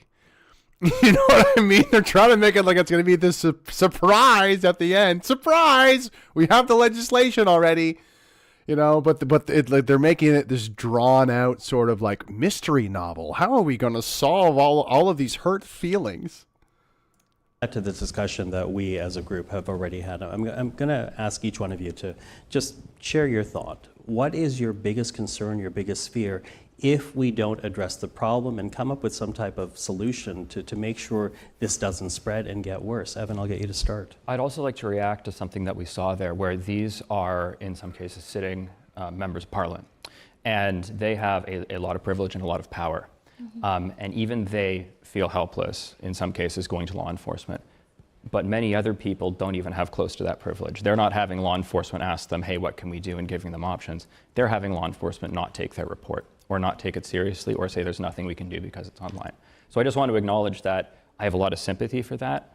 The regular person out there has it, unfortunately, a lot worse if they are the target for these campaigns.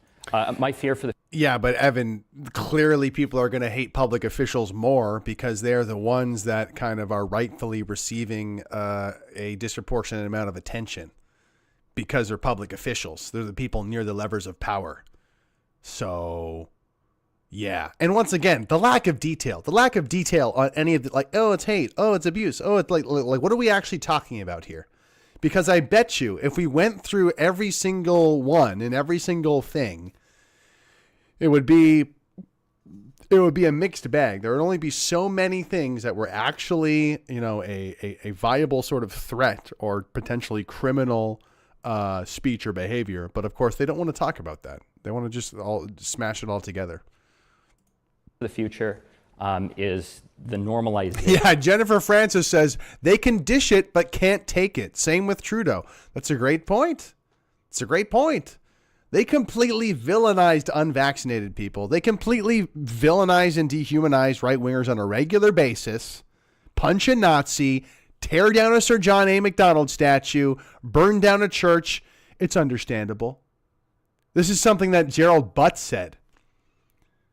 This is justifying violence, justifying crime and arson against specific identifiable groups in Canada. But those identifiable groups are white Christian conservative men. So all of that was totally fine. People who are proud of our country, proud of Sir John A. Macdonald, you can shit on them, tear down the statues, all you want. That's not hate. That's just progress. But all that gets totally fucking ignored. And the second that people start pushing back and criticizing other people or saying something, oh, they're getting too angry. No, that's not allowed anymore. That's not allowed anymore. That's that's hate. Gender invert. Are you talking about? You're talking about Evan? I don't know. I don't know if it's. I'm not sure what gender he is. This harassment has already led to people being murdered and killed. And it will. Can we get a source on that, please? You should be backing something like that up. What did you say?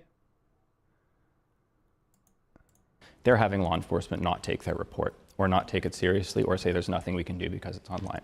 So I just want to acknowledge that I have a lot of sympathy for that. The regular person out there has it, unfortunately, a lot worse if they are the target for these campaigns. My fear for the future is the normalization of this harassment has already led to people being murdered and killed. Fact check.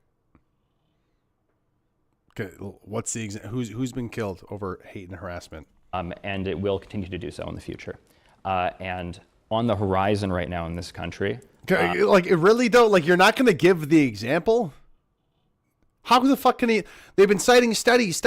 Oh, we got all the studies, all the evidence. What about? Can you get in a fucking example of someone being killed? We're not going to get an example. We're not going to get the receipt for that. We're just gonna keep moving past that. Okay.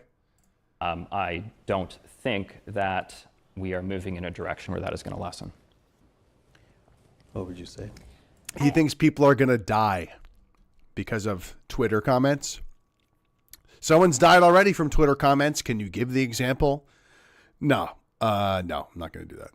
Echo Evan's fear that I think there's a great risk of online harms translating into offline violence and offline loss. And I also worry that what we're seeing and what is being experienced is that young people and young women and gender diverse people in particular are stepping away from public life. They are stepping out of online space. They're stopping, they no longer share their perspectives and opinions and their passion for perhaps changing the world, which is something YWCA so desperately wishes to foster.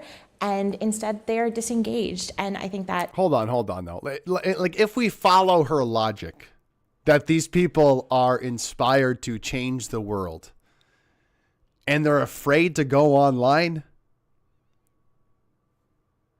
you know what I'm saying? Like you're afraid to go out there and share your opinion on the internet. But I really want to change the world. Like you're not going to make it. Like you're not going to change the world. Like, you know what I mean? Like how are you going to change the world if someone hating on you is going to be a deterrent from you even speaking? If you cannot stand up to somebody hating you and opposing you, you're not going to change the world. So you're saying that we need to silence other people's voices in order for some racialized minority, gender diverse person to change the world? I think that you're actually using their hurt feelings to try and pass legislation to change the world by taking away free speech and free expression. I think that's what's happening here. No, these little scared gender diverse people are going to change the world, but they can't because there's hateful bullies on the internet. So once we silence the hateful bullies, then we can change the world. And it's like going to be like Ariel from The Little Mermaid, but she's going to be a black trans Ariel. And then she's gonna come online once the bullies, they're gonna part the seas of the hateful trolls, and this one Ariel, black indigenous in a wheelchair woman, she's gonna make that tweet. I want world peace, and then the whole world is saved. That's the world that these people live in. That's like the movie that they have in their heads. It's completely delusional. Is concerning for the health of our democracy now, but also very much in the future as we look to think about who may serve as elected officials and shepherd our country into the future as well.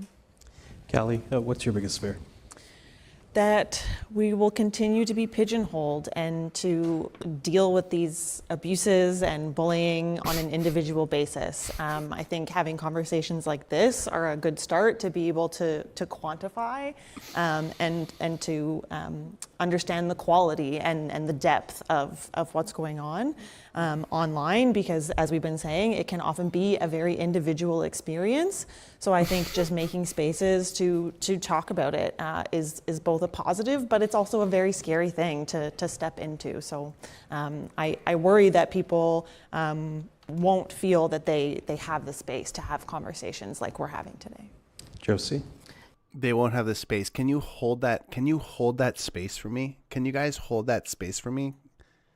Please hold that space for me, because we need to be able to hold the space. Hold that space for me. I don't know if this is going to be worth it. Maybe can this work? Let's see if this works. Just 1 second. Oh man. My computer's not what it used to be, guys. Hold on. Come on. Come on. Yes, the numbers are very frightening.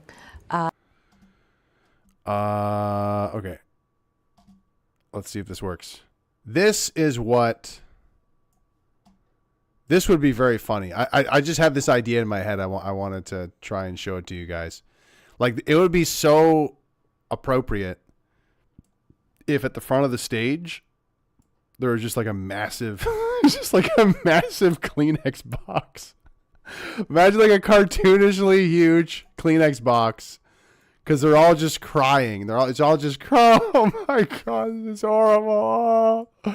Oh my goodness, they're calling us these names. Oh no. Here, take the Kleenex box. Like a cartoonishly massive Kleenex box. That's how I feel about this panel. Just crying. The mean words. It's basically the same as like threats and people killing us, and it's the violence. Can you be more specific? No, you can't. You got hate mail and it affected your day, and now you want to control the internet? Give me a fucking break. My biggest fear is we're going to see more people dying. I mean, the rate of murder of missing and murdered Indigenous women in all of their diversity, the numbers are much higher than it is for non-Indigenous women. And that is the same stat for Indigenous youth as well, who are dying at the hands of cyberbullying, at the hands of other sources, including government as well. And so greater This woman is the weakest link. She is the weakest link. This is the most outrageous statement. People are dying. They're going to die more. It's the government. It's cyberbullying. It's everything. And this is like the most unthoughtful, like all over the place comment. Cyberbullying is killing Indigenous women. Fact check. Can we get a source? No? Okay. Doesn't matter. Like, we're just here to cry. Okay. We're just here to cry with our Kleenex box anyway. Like, the facts don't matter at all. Legislation, policy. We need to protect the most vulnerable people in this country. And unfortunately and sadly, it is, as the numbers state and the investigations state, it is Indigenous women and children and youth and families. We could do much better. I want to meet the person who is watching this and holding on to every word. You know what I mean? Like, I don't. But I would be fascinated to like sit down and have an IPA with them, or have some sort of like vegan weed shot drink with them. But I don't think that's going to happen. I would just love to meet somebody who actually watches this and hangs on to every word. Risa?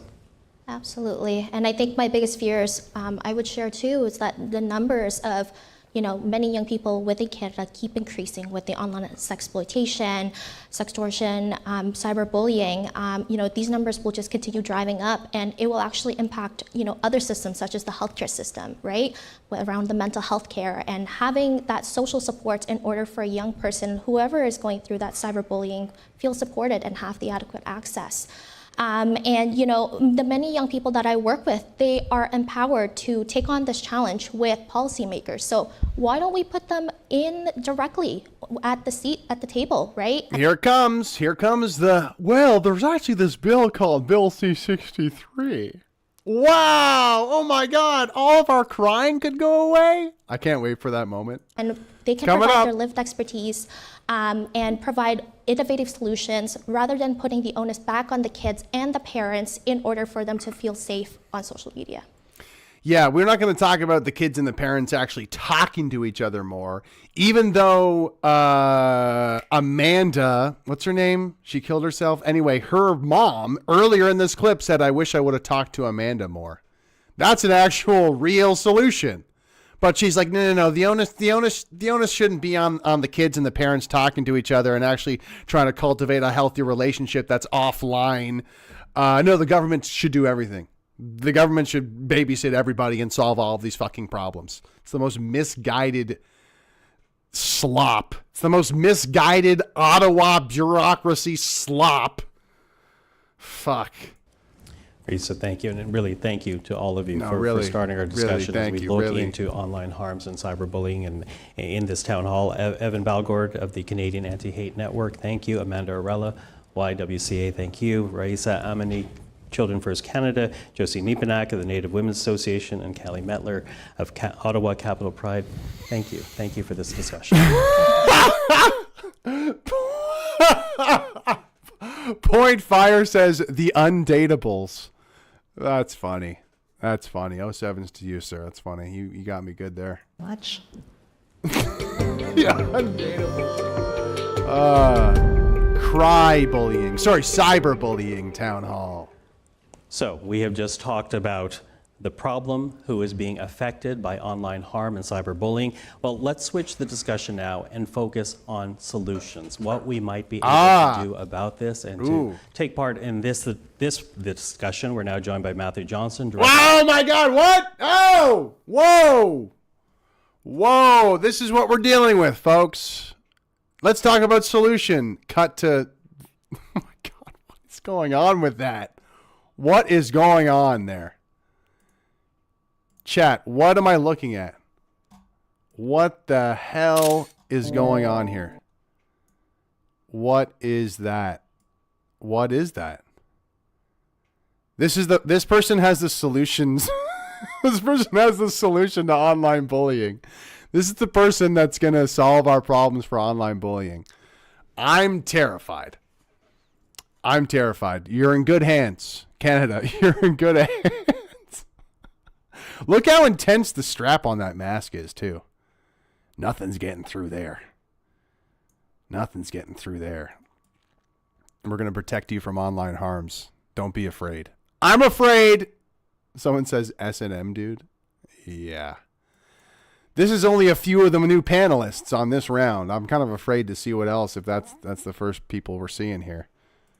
Of Education with Media Smarts, Agnès Bussière-McNichol, lawyer and director, Fundamental Freedoms with the Canadian Civil Liberties Association, Jayden Braves, CEO and founder of Young Politicians of Canada. We reacted to this guy once on stream. It's cringe. He supports Bill C-63. He doesn't even criticize the fact that kids spend 10 hours a day online. He's just like, yeah, we just spend that much time online and that's it, and the government's going to take care of us. Anuruddha Dugal, Executive Director of Women's Shelters Canada, and Cynthia Koo, a technology and human rights lawyer. Hello to all of you. Like, really? So, a mask on both sides? Let's begin with the premise. If someone is being cyberbullied and abused online, what tools are actually in place that they might access? And I'll begin with you, Matthew. There's absolutely nothing. There's nothing. We need the government to do something about it. That's going to be the answer. Because I'm wondering what resources Media Smarts has available for someone to understand what they can actually do if they're being victimized. We have resources that are based on the research we've been conducting for almost 25 years that help to, first of all, prevent cyberbullying by... Guys, it's 2024. It's 2024 right now. And I'm supposed to listen to this guy and take him seriously? What the... Welcome to Ottawa, folks. Like, come on. Come on. This is supposed to be an SNL sketch. What is this? Is this real life? Allowing teachers and parents to help kids develop the essential skills they need to manage conflict online, to manage their own emotions, and to take effective action when they witness cyberbullying. And these also provide... Witness. I'm a witness. I'm a witness to the cyberbullying. Tools for kids to use when they experience cyberbullying themselves. They provide strategies for dealing with it and options for reporting it, and in particular for reaching out to different sources of help and support, because we know that really that is what's most important for young people, is feeling that they have support, feeling that they're not alone. Feeling that they're not alone. So how important is parental involvement in that fight? It's tremendously important. We've found throughout our research that having a connection between parents and kids, having an open conversation, and having rules in place in the home, not necessarily... Wow, I'm actually agreeing with this mask hole right now. He's actually making more sense, which is kids should talk to their parents about this and just have an ongoing conversation about how you deal with the internet. Rules that are based on punishment, but rules that are establishing routines, that are establishing values, and in particular establishing that kids can come and talk to their parents anytime something goes wrong, have a huge impact on how kids behave when they're online and on their experience when bad things happen to them, including cyberbullying. You know, Jaden, I think you are the youngest panelist being involved in this town hall. So as you hear Matthew talk about the types of resources that are available, is that even talked about among young people? Do they know? Are they sharing information with each other? Yeah, thank you, Michael. I think as a 16-year-old and somebody that's advocating heavily for this work on the internet, I think you just have to look at the facts. You have to talk to some young people and see what's actually going on the day-to-day on the internet. And at the end of the day, there aren't resources. You scroll on your phone, you listen to what MPs had to say a little bit earlier, but you can see there aren't phone numbers to call, there aren't emails to type, and the normalization of exchanging nudes or pornographic content or hatred, that's totally seen as acceptable amongst people my age, amongst people younger, amongst people that I see in grade 5 or 6 getting access to cell phones. There's no front door you can close, as Amanda said. There's no limitation to what you can see. The first thing you see on the morning is your cell phone. That's exactly what you're looking at, what you're checking for, what you're being stimulated by. And to put it on parents and to put the own... This is just such like tyranny porn. This is like tyrant porn right here. I mean, look, you can just go online and you can see anything you want. Yeah, it's like that's the whole freedom of it. Like that's the whole freedom of the internet. I can go to the URL, I can go to Google, I can type in anything I fucking want. And Google will show me. And sometimes it's going to offend people. And that doesn't matter because it is what I want to see or I want to interact with. Oh, but you see a comment that you don't like? Well, you can just hit X. You can hit the X button. Look for the X on your screen and it'll go away. It's magic. I know it's very powerful technology, but I'm telling you, you can walk away from your phone. Listen to me, son. You can walk away from the phone. You can put the phone down. I swear to you, it works. And this guy's just like, well, you can see anything online. We're on the phones all the time. What are we going to do about this? And the tyrants are like, that's right. We can't let these people have all these freedoms. It's just, you know what this is? This whole town hall is just like horrible foreplay. It's just been the worst foreplay to set us up to get fucked by Arif Farani and Bill C-63. But it's not good foreplay. It's almost like it's some really slick business guy with greasy hair, and he's feeding us all these lines that don't make any sense. You know, he's buying us all these drinks, and it's like, this guy's kind of a fucking creep. It doesn't really make any sense. Like, he clearly wants to fuck me over. But he's telling me, like, he's making it seem like he's not about to fuck me over. He's making it seem like it's a good thing. And it's like, no. You can pay for the check. I'm getting the fuck out of here. Are you sure this young kid is not related to Trudeau? Yeah, they made him in a lab, actually. They're cloning Trudeau. This is the latest Trudeau model. So, yeah, great question. Onus on parents is also really difficult because you alienate certain students that don't have parents that maybe are as attentive. And if you can't standardize the way that young people are receiving information, then you really have a lack of fairness throughout young people. Okay. What the fuck? Standardize the way that kids receive information? Look at this. What's going on here too? What is that? Guys, what is this? Can we get a physiognomy check on this?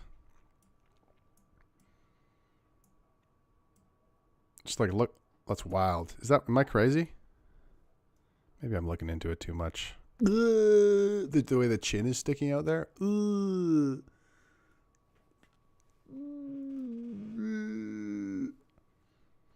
Okay, bro. Okay, bro. I feel bad for that young man's soul. He's only 16. He's getting corrupted into the world of politics and just spouting off nonsense. Like he's going to probably be dangerous when he grows up, but it's like, dude, you are just corrupting your soul with total nonsense. Perhaps we can get into that a little bit later, but Anuda, I'm wondering in terms of women's shelters, the supports that are available to women who step forward to say that they've been victimized by online harms, are those available? So shelters have told us, 95% of shelter workers have said that the violence that women experience, domestic violence, gender-based violence, intimate partner violence, is exacerbated by online harassment, threats, and online monitoring and surveillance. These are the three top forms of violence that they're experiencing.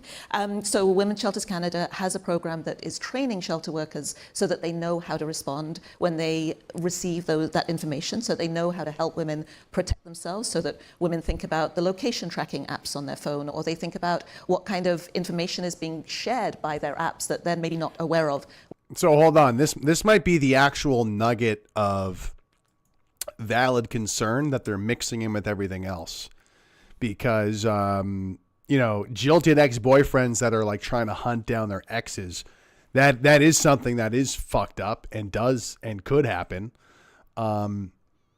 But once again, nothing really to do with Bill C-63 in my experience researching it. So this is very interesting that they have this woman in the mix. When they come into the shelter, or even the type of communication that they have to have with somebody who may be an abusive partner around taking care of children or following legal proceedings. It's not someone you can block in these cases. So what we're trying to do is say that when you have to have a relationship with somebody who is abusive, you know they're abusive, there have to be protections in place so that that relationship doesn't extend to you feeling unsafe online because of the behavior of that particular. What the fuck? What the fuck? What does one have to do with the other?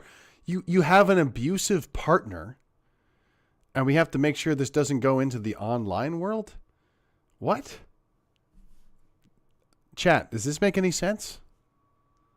Because I feel like, domestic abuse and like being in an abusive relationship, that's a genuine concern for people that should be addressed. What does this have to do with Bill C-63? What does this have to do with the physical abuse obviously is the worst. That's a crime. What does this have to do with stopping hate online? It's very unclear. Instructions unclear. Particular abuser or their family or their friends, because people will also pull others into the online abuse. So abuse, online harms, I wonder, Cynthia, does this qualify as a human rights issue? Are there laws that people can actually use to fight back if they are victims of this type of abuse? Yes, it absolutely is a human rights issue. So we heard from the panel earlier that what they're doing is they're mixing fucking everything together. Like I said, they take the one genuine thing that's already criminal, and then they mix it together with other activity on the internet as if it's all the same thing. Disingenuous bullshit. online abuse amounts to chilling of people's freedom of expression. So they will self-censor, they will withdraw from online spaces and withdraw from public participation, which is crucial for having a healthy, open and free democracy. She is not good at her job. She's not good at selling this at all. Happy Robot says, why is she wearing a mask? Because she's Asian. I don't know. I don't know. Someone else is wearing a mask. See this other guy? Whoops, this other guy. Two of them. Jean Saul says these masks really have to go. How old is she? I don't know. This is a mess though. And a lot of people, when we talk about regulating the internet, regulating online hate, immediately see it as a freedom of expression issue. But it's just yeah, it is.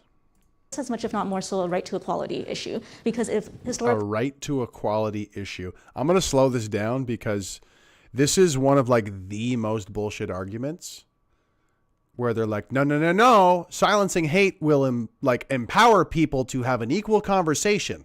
That's the argument. So we'll listen to the last 30 seconds again of this mask, this ninja. Back if they are victims of this type of abuse. Yes, it absolutely is a human rights issue. So we heard from the panel earlier that online abuse amounts to chilling of people's freedom of expression. So they will self-censor, they will withdraw from online spaces and withdraw from public participation, which is crucial for having a healthy, open and free democracy. And honestly, like, this is sad. She is so bad at making this argument that I can't even react to it properly. Like, she's failing. she's failing at making the point so much that I don't even have anything to react to. I can't even clip this because you're not even presenting the argument properly. No, but seriously, and like, people like are afraid to like participate online. So actually, that's like the thing that's like against the online abuse. Take the mask off. Take the mask off. Do us all a favor. This charade. It's crazy. A lot of people, when we talk about regulating the internet, regulating online hate, immediately see it as a freedom of expression issue, but it's just as much, if not more so, a right to equality issue. Because if a right to equality issue. Just I've been eating word salad all night. Just bring on more of it. It's a right to equality issue. Historically marginalized groups are systematically targeted every time they speak out, then they don't have freedom of expression. Because what does it mean to be able to speak freely if every single time you dare open your mouth, you're hit with a wall of hate speech and rape threats and death threats? Whoa. That's correct. Like, they paint such an insane, it's actually a hilariously cartoonish like image of the internet where like any minority who dares tweet, they're just going to get a tidal wave of rape threats and death threats and white supremacists in their comments. I wish it was like that. It is not like that. That's a crazy way to paint the internet. They're making like every webpage, every tweet seem like 4chan's poll, like the most like toxic, anonymous, offensive place on the internet. Which is, that's what they need to try and make their argument, right? In terms of laws to address it, there are some. For example, there are criminal offenses such as stalking, cyber or otherwise, or for criminal harassment. And there are also laws that... They all want the same thing. Fast, unlimited fiber internet. There's an ad? Sorry, I didn't switch it back. Lol, it's hilarious. The same people saying words have consequences say they shouldn't have consequences when they speak. The same people saying words have consequences say they shouldn't have consequences when they speak? Is that what you meant? Oh, guys, I forgot to plug it. By the way, Christmas time is around the corner, okay? And you got to get your shopping done, right? Well, here's an idea. You can dedicate a donation to savefreespeech.ca and you can get a gift certificate and then you can give it to a fellow patriot. That's right. If you go to savefreespeech.ca/gift, you can download the certificate.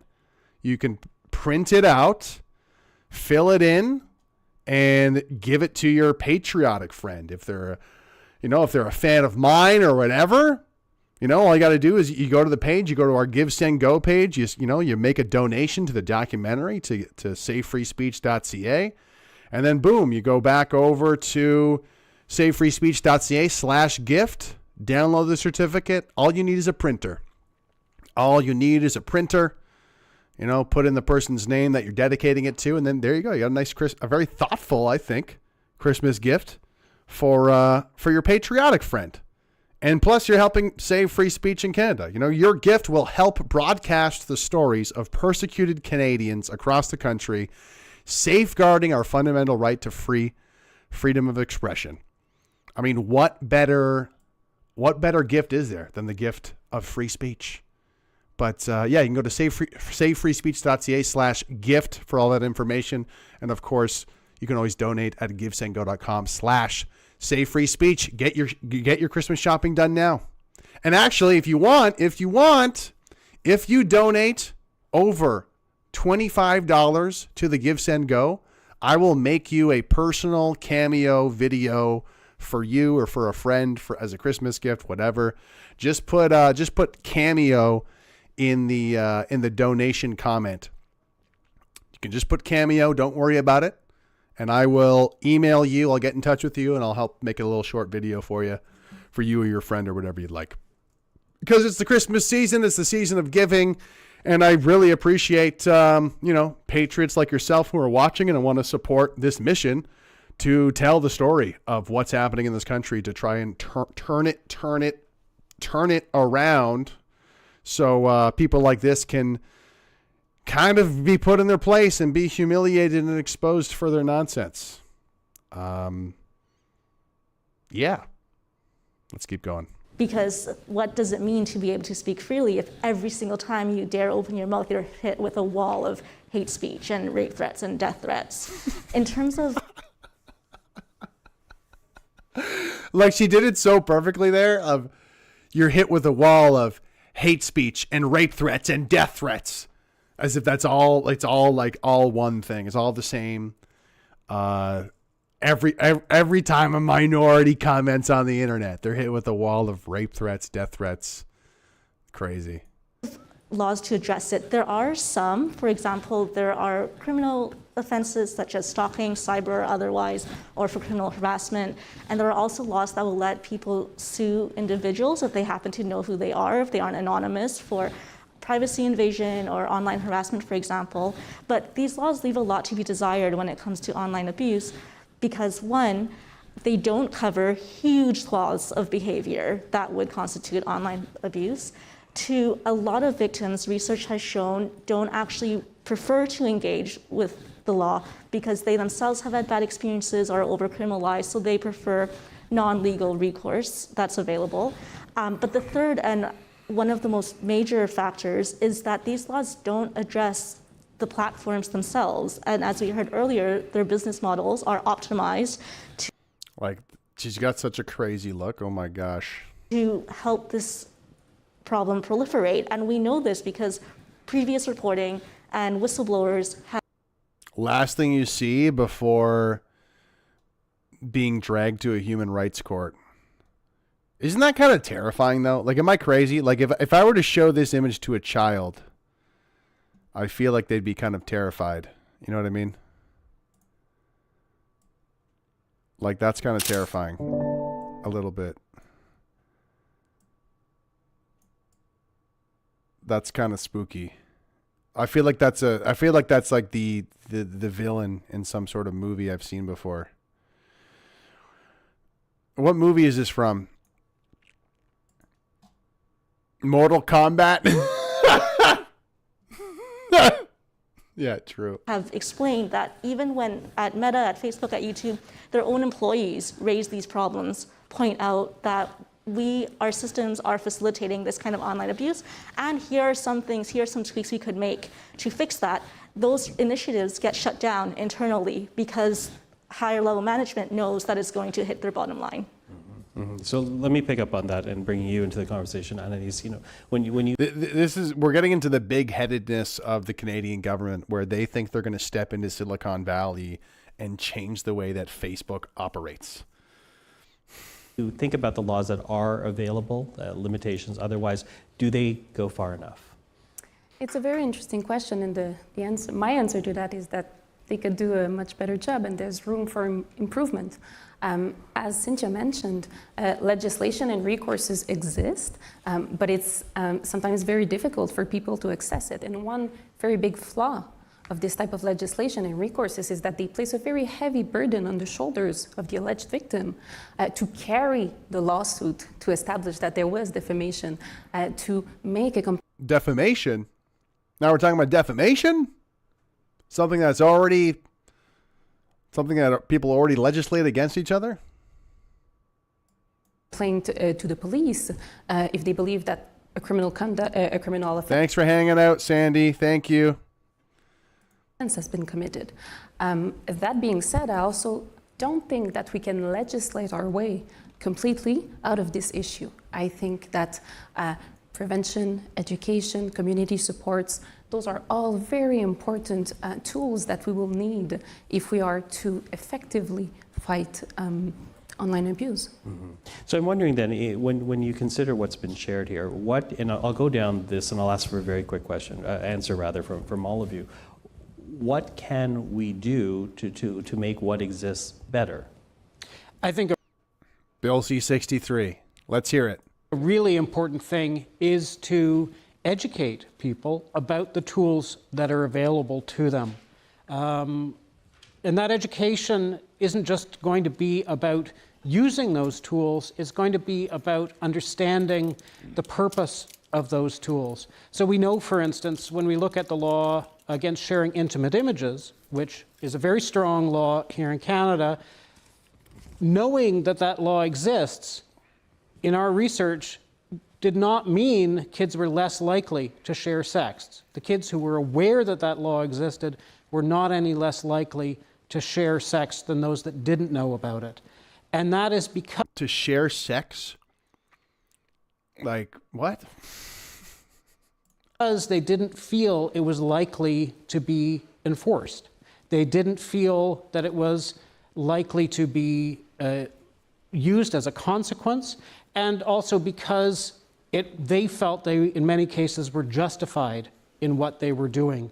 And so in the same way that household rules that parents put in place have to be about communicating values as much as about laying down the law, in the same way our approach to laws has to be about educating people about why these laws exist and helping people who are targets of online harms see the law as something that helps them rather than something that is going to further victimize them. Anais? I think a priority would be to... We got still so much more to go through. I was just going to say that guy makes the most sense, but like he still doesn't make any sense. You know what I'm saying? Yeah, word salad man, exactly. Like he's the closest to the person who I would actually agree with, because he's saying we need to educate people. Parents need to talk to kids about this. Like that's the only valid thing that I'm seeing from this entire panel.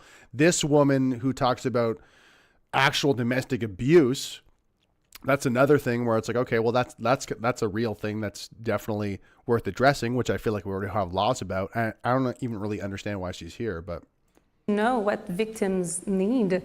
Is it to be compensated for what they're suffered? Is it for the abuser to be sent away to a prison? Or is it for the speech to be taken down very quickly? And then we have to ask ourselves who is in the best position to, for instance, take down the speech. And of course, I'm sure we'll have the opportunity to discuss this, but we also have to balance this with freedom of expression. Mm-hmm. I'll ask each one of you to answer as well. This is really bad. This is like not pointed or Arif, I don't know if you organized this, but it's not good. Not good content right here. It's probably not very good, not very useful stuff. A bit shorter, Cynthia. Like that woman who just spoke did not sound very prepared. Like it sounds like she just woke up and was told to be at this town hall about cyberbullying. Sure. So one thing we can do to alleviate some of the suffering given the current status quo is to make sure that all possible frontline contacts that a victim of online abuse might come into contact with is actually educated on this issue. So whether that's teachers, police officers, social workers, research has shown that people can get re-traumatized by not the initial what happened, but by when they reach out for help, the help being unresponsive or not understanding or itself being re-traumatizing. So that's something before we even get to the actual root problem. So you hear that, guys? Re-traumatized. That's a new word. We need to educate. We need to educate people to be more sensitive to online hate. We need to educate Canadian police officers. Emotional damage. Yeah, that's right. Emotional damage. Where is it? Emotional damage. Oh, God. Just to offer greater support to those experiencing it is the first step. Anurada? So the violence and abuse through technology that people are affecting, are being affected by is really stopping them from getting access to basic rights, like they can't use, let's say, online banking if they're using their smartphone. That might be a method of multiplying or amplifying abuse, whether it's direct messaging, it might be their the way that their smartphone, the phones, the messages that they get, the way that they're interacting online. And that's a basic right because they should be able to use their smartphone to find housing if they need it. They should be able to use it to find employment that they need. So it's not realistic to ask people to stay offline or to minimize their interaction with online activity. So we need to get away from that kind of thinking, and we need to move into absolutely believing that this sort of abuse is happening, understanding the danger of it, and having recourse that, as we've said, is not always about the law or the police or bringing charges, but having recourse that makes the abuser responsible to stop in a way that doesn't necessarily make the person who's experiencing the abuse the person who has to push for that all the time. So I would say we have to believe people have experienced this a lot more and take action immediately, and that includes bringing in tech companies to take material down. Jaden? I mean, the spooky thing about what she just said is like, we need to believe. We need to believe women. We need to believe women more often. And it's been brought up with Bill C-63, many different aspects of it. It could easily be abused by people. Easily be abused by people. They called me this. They're assaulting me. They did this. And then reporting them anonymously. That would be a nightmare. So this idea of just believing people... no. And what I really don't like about what she said there is she was kind of like mixing it in with like the emotions that you're feeling. And it's like there needs to be the line between criminal behavior and violence and things that are just annoying and making you emotional. Like if we don't keep that line intact, then we're going down a bad road. Bad road. Let's see what the young guy has to say. I think it's about escalation. I think it's about looking around at what the original motivators are and figuring out how we can stop them before that happens. So for one, education. Can we standardize the fact that online and the internet in general is going to be a really big part of growing up in 2024? You absolutely have to be aware of how to use that responsibly, starting from elementary school. But I think on the legislative side, and that's a lot of the work that we've done when sitting down with MPs working to legislate the internet, we have to look at what people have commonalities on. What can we all agree on? What can everybody have a shared experience on? And that experience is frequently, there is hate on the internet. We do see it. People are impacted by it. What are the solutions? The first section of Bill C-63 is a really good example. Hey! Ding, ding, ding, ding, ding! Let's go. Bill C-63 mentioned 56 minutes in. That's kind of surprising. But, sorry. There it is. Hey, surprise! I bet the hosts are going to be like, wow, Bill C-63, I've never heard of that. On the legislative side, and that's a lot of the work that we've done when sitting down with MPs working to legislate the internet, we have to look at what people have commonalities on. What can we all agree on? What can everybody have a shared experience on? And that experience is frequently, there is hate on the internet. We do see it. People are impacted by it. What are the solutions? The first section of Bill C-63 is a really great example of how we can break down the vulnerabilities of who's out there and who's actually being impacted, and what are some of the first steps that we can take to really make sure people are safe on the internet. But turn it around, right? This is so contradictory. He's like, we have to accept the reality. There is hate on the internet. Yeah, there is. That's part of the human beings. The internet is a reflection of humanity.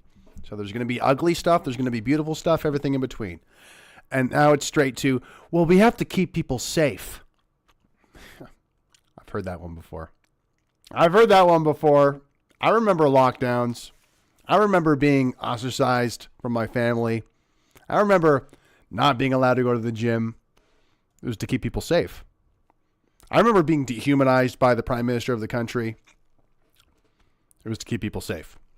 So I remember not being allowed to leave the country or get on a train or a plane. That was to keep people safe too. But this internet legislation, it's going to keep people safe. But this time, But this time, it's going to be a good thing. It's totally not going to be a tyranny thing. Totally not going to be a no, none of that.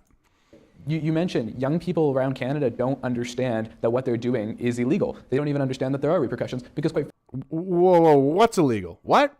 Frequently, there aren't, and there isn't people that are going to turn around and create consequences for actions on the internet. So it's a really big concern and something we all need to kind of wake up to. Where'd that illegal come from?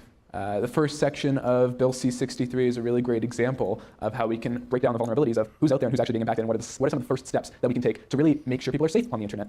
But turn it around, right? You mentioned young people around Canada don't understand that what they're doing is illegal. They don't even understand that there are repercussions because quite frequently there aren't, and there isn't people that are going to turn around and what is he talking create about? Consequences for actions on the internet. What's so illegal? It's a really big concern and something we What are you talking about? all need to kind of wake up to in part as a society to take action on. Okay.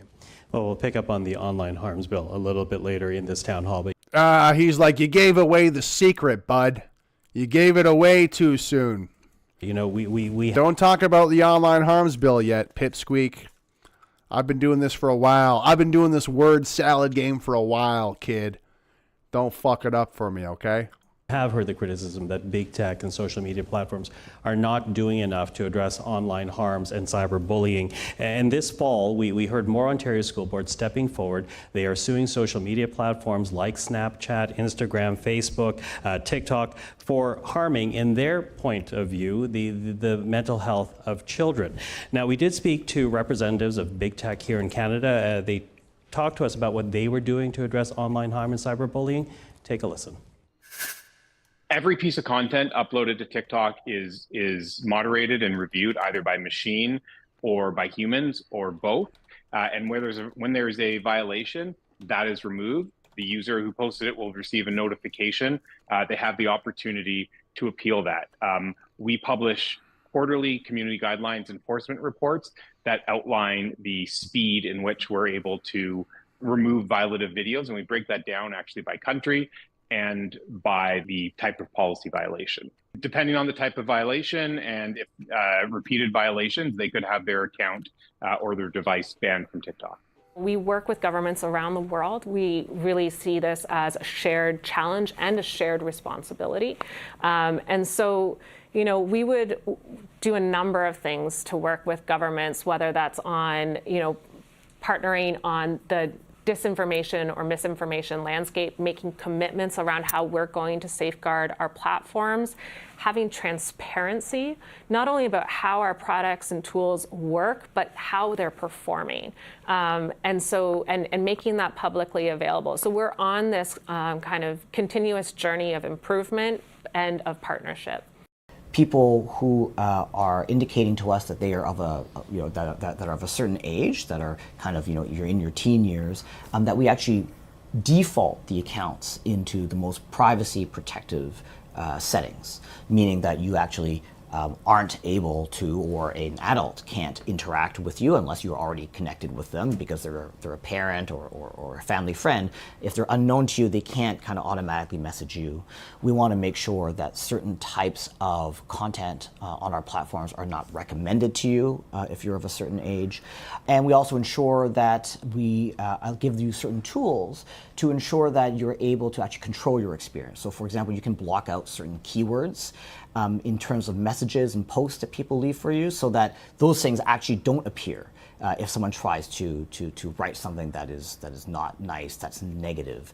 And we've invested a lot in technology and resources to address child sexual exploitation on the service.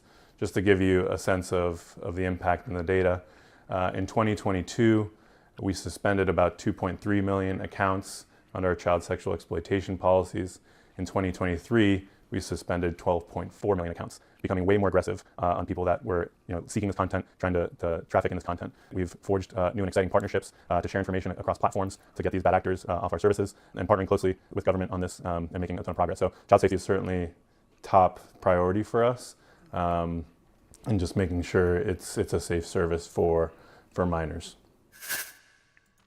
Interesting. I mean, they were pretty extensive there in terms of different tools they have. Hey, you can block people. Hey, you can restrict certain comments if you don't want to hear them. Hey, we're going after the pedophiles. I mean, I'm critical of big tech, obviously. I've been banned and censored in various ones, had my content taken down off of most of them, I'd say. But like this idea that the government's going to do a better job than paid professionals, executives in Silicon Valley, that is like just totally insane. That's an insane proposition. But it's going to be interesting to see if anyone on this panel actually addresses what they just heard in terms of the sort of infrastructure that already exists at big tech. Okay, so listening to that, I'll begin with you, Matthew. Are big tech companies doing enough to protect users? I think there are definitely positive steps that they've taken. I think there are certainly more things they can be doing. It's been really encouraging for us to see them doing some things that the youth in our research asked for, particularly things like creating a safer experience. MOC9M says, how about an IQ requirement to access? Lol. That's pretty funny. Matrix World Report. Is that Trans in chat? He says, my name is Trans and I approve of Greg's live stream. Thanks for hanging out, buddy. Go subscribe to Trans Matrix World Report in chat. He's a good guy. For teen users, because the youth in our research said that you're not an adult the moment you turn 13. There's a tremendous amount of growth that happens between 13 and 18. And so there are definitely steps that online platforms can do to minimize and mitigate online conflict, things to encourage empathy, things to discourage people from... Encourage empathy? You want Facebook to encourage empathy?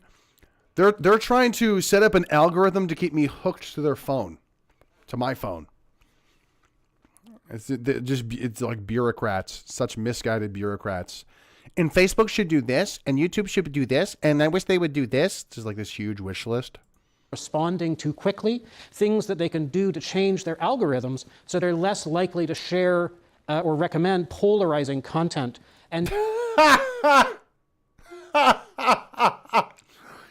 and this is the insanity of it. You know, like, I can agree that big tech algorithms are very kind of insidious and sneaky in the way in which they try to get you hooked on the algorithm. But it's like, so you, a bureaucrat, are going to try and influence the algorithm.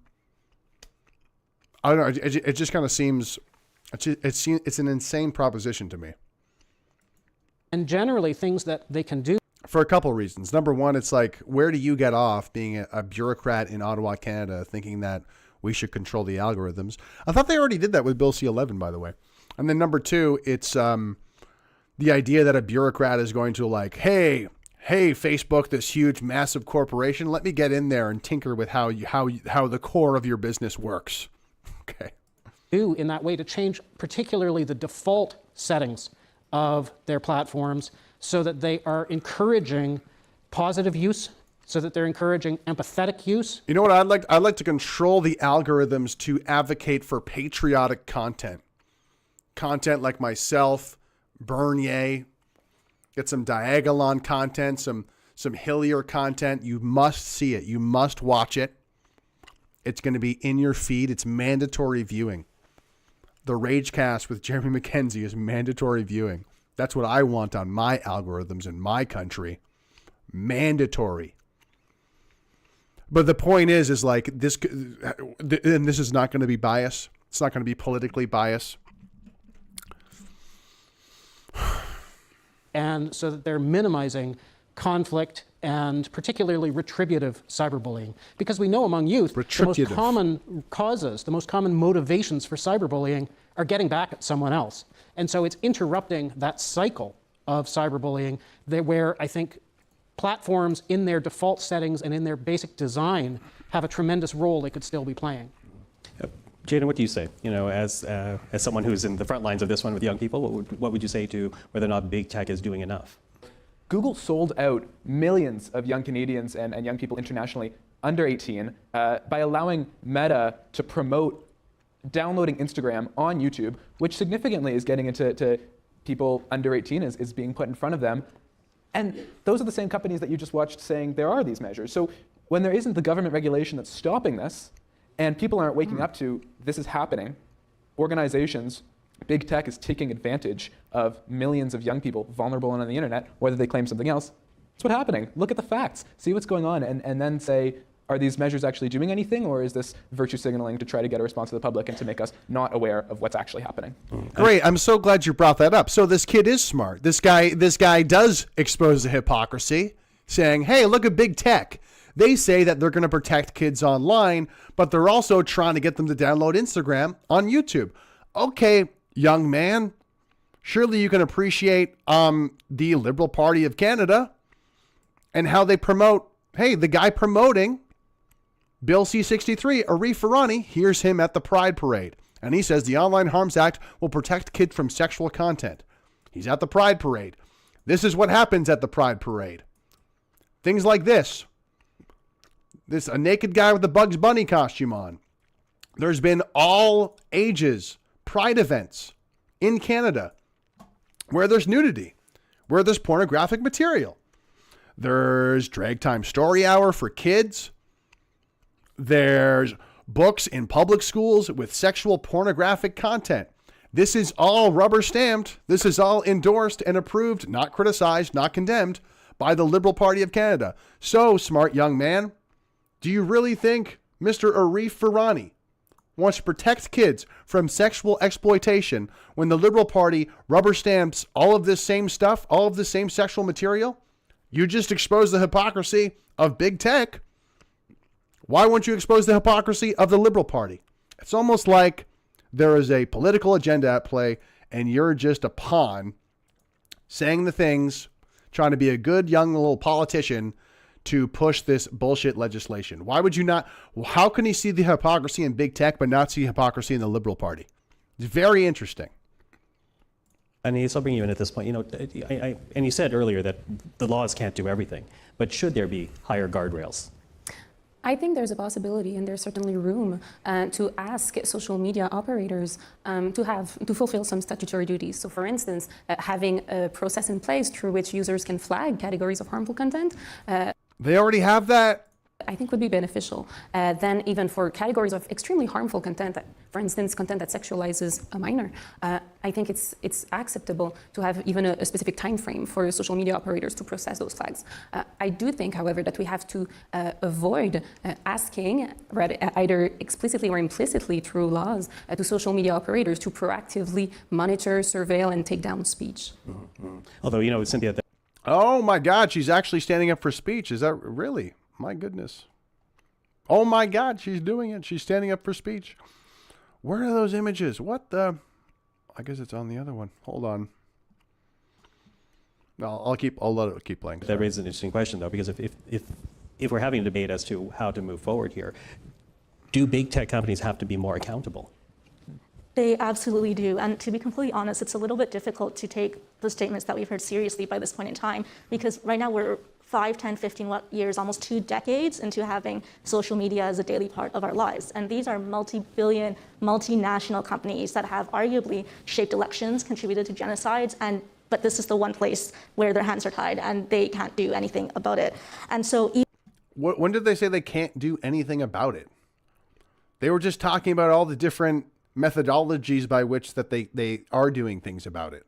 This so disingenuous, these people. Even when they try, we see deficiencies there too. So even though they say, oh, we are addressing hate speech online, it seems to be very selective application of who gets thrown the book at them and who is treated with leniency. For example, women are constantly reporting how X, formerly Twitter, has routinely ignored when they report misogynistic abuse.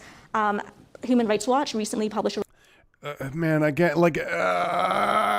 this is like being in hell. This video is like being in hell, dude. There's no details. They're never specific with details. She equates misogynistic, abusive content with rape threats, with death threats. Like, is this an offensive meme that's like anti-women or like makes fun of women? Because that's free speech. Making fun of women is a thing that you're allowed to do.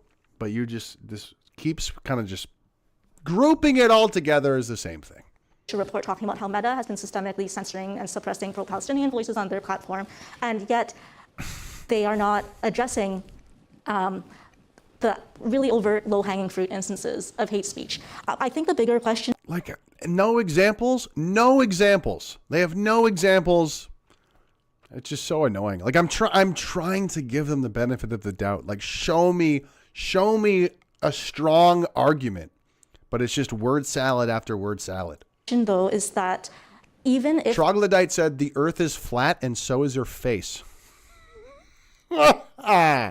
They were doing everything right, we are still then relying... How dare you make a comment like that about Cynthia Chu? Ha-choo! Well, there it is. And on the goodwill of a handful of CEOs in the world to control our online environments, and that's just not... Oh, yeah, and you want a handful of bureaucrats to do that. Really? Do you not see the hypocrisy in your argument there? Do we really want a handful of tech CEOs controlling our online environment? No, we want a handful of bureaucrats doing that. Yeah, that'd be much better. Because the bureaucrats in Canada have a good track record.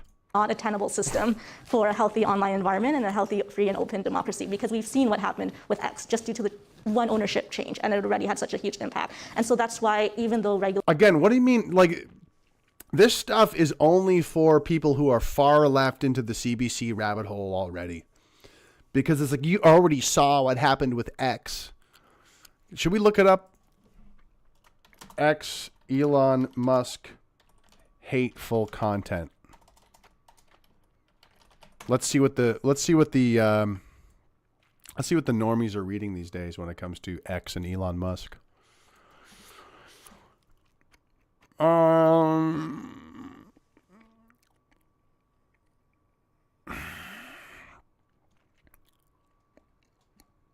Jesus. Data shows X is suspending far fewer users for hate speech. Okay. Elon Musk's X is policing harmful content as scrutiny of the platform grows. That was from September. Interesting. Elon Musk's new X algorithm is harming our free speech.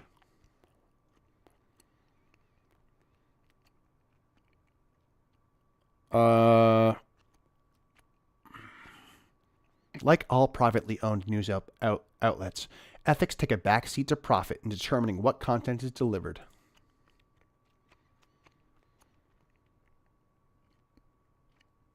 It's so funny. It's like, hey, if there's mean people memeing me and making fun of me, I can't have free speech anymore. And it's like,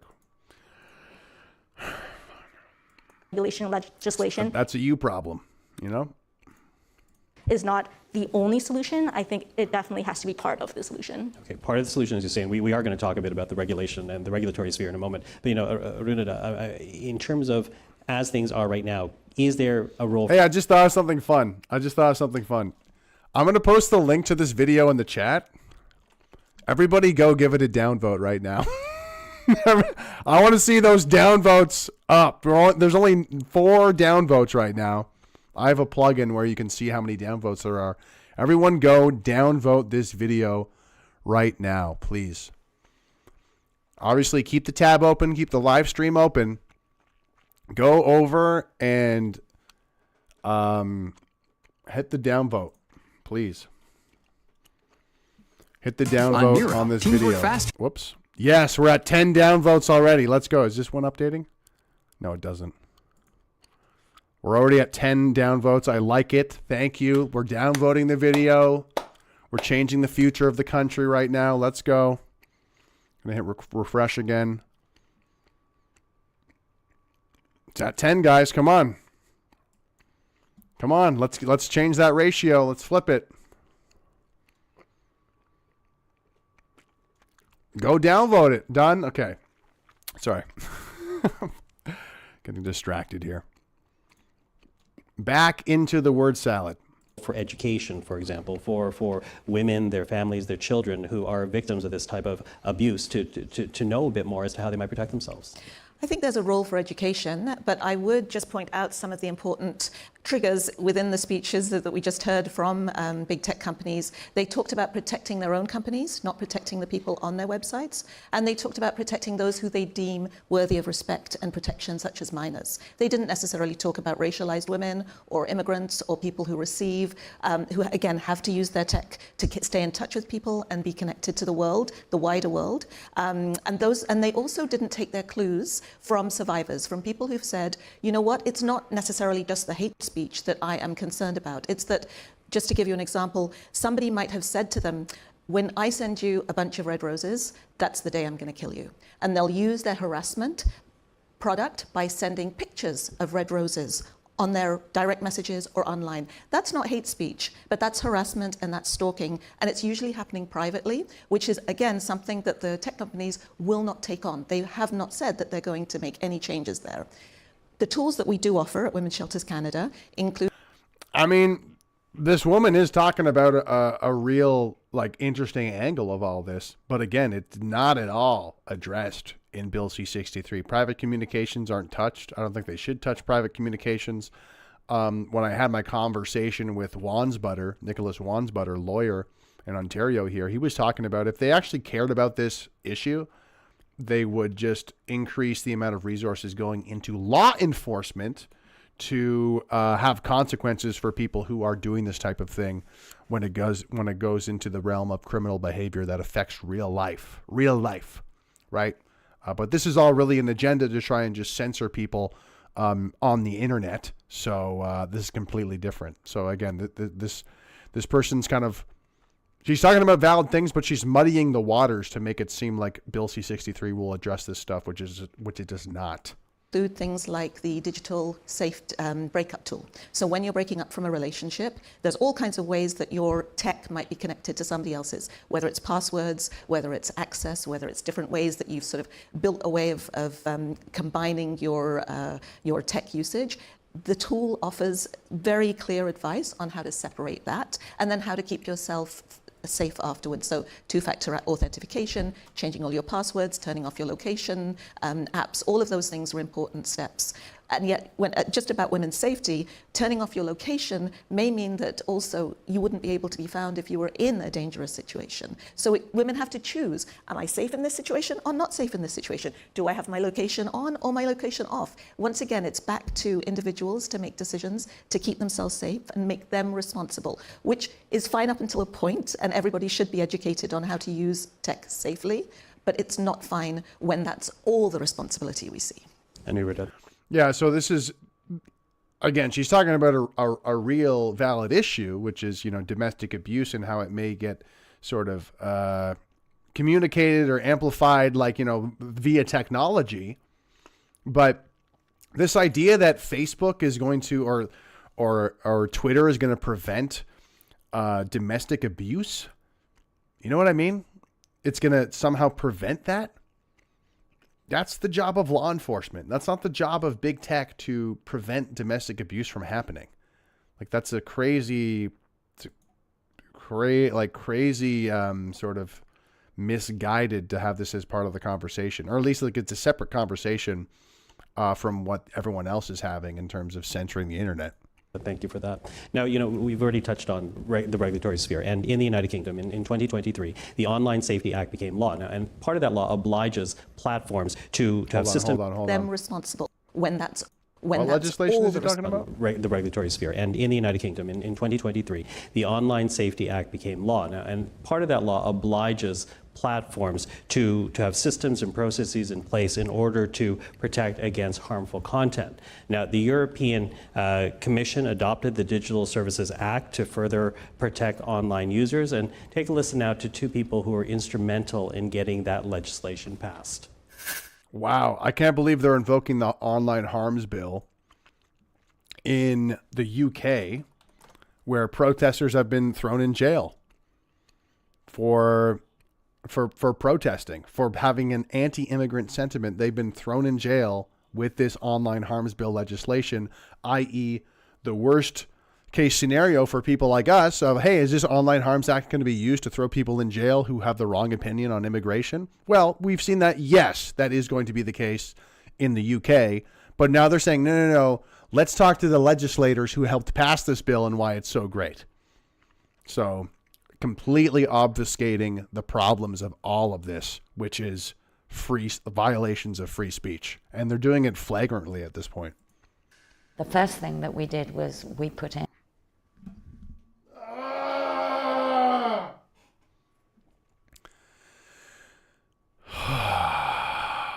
I'm not even going to say anything. in data protection for children. And people don't always understand how making children more private makes them safer. Fundamentally, you're taking them out of the business model. You're saying, you may not have our children's attention, on this basis. The second thing we've done is introduce the Online Safety Act, and that gets very specific about what content you can recommend and can't recommend to children under 18. So we are age gating pornography. We are saying that that's based self-harm and suicide ideation is not suitable for under 18s.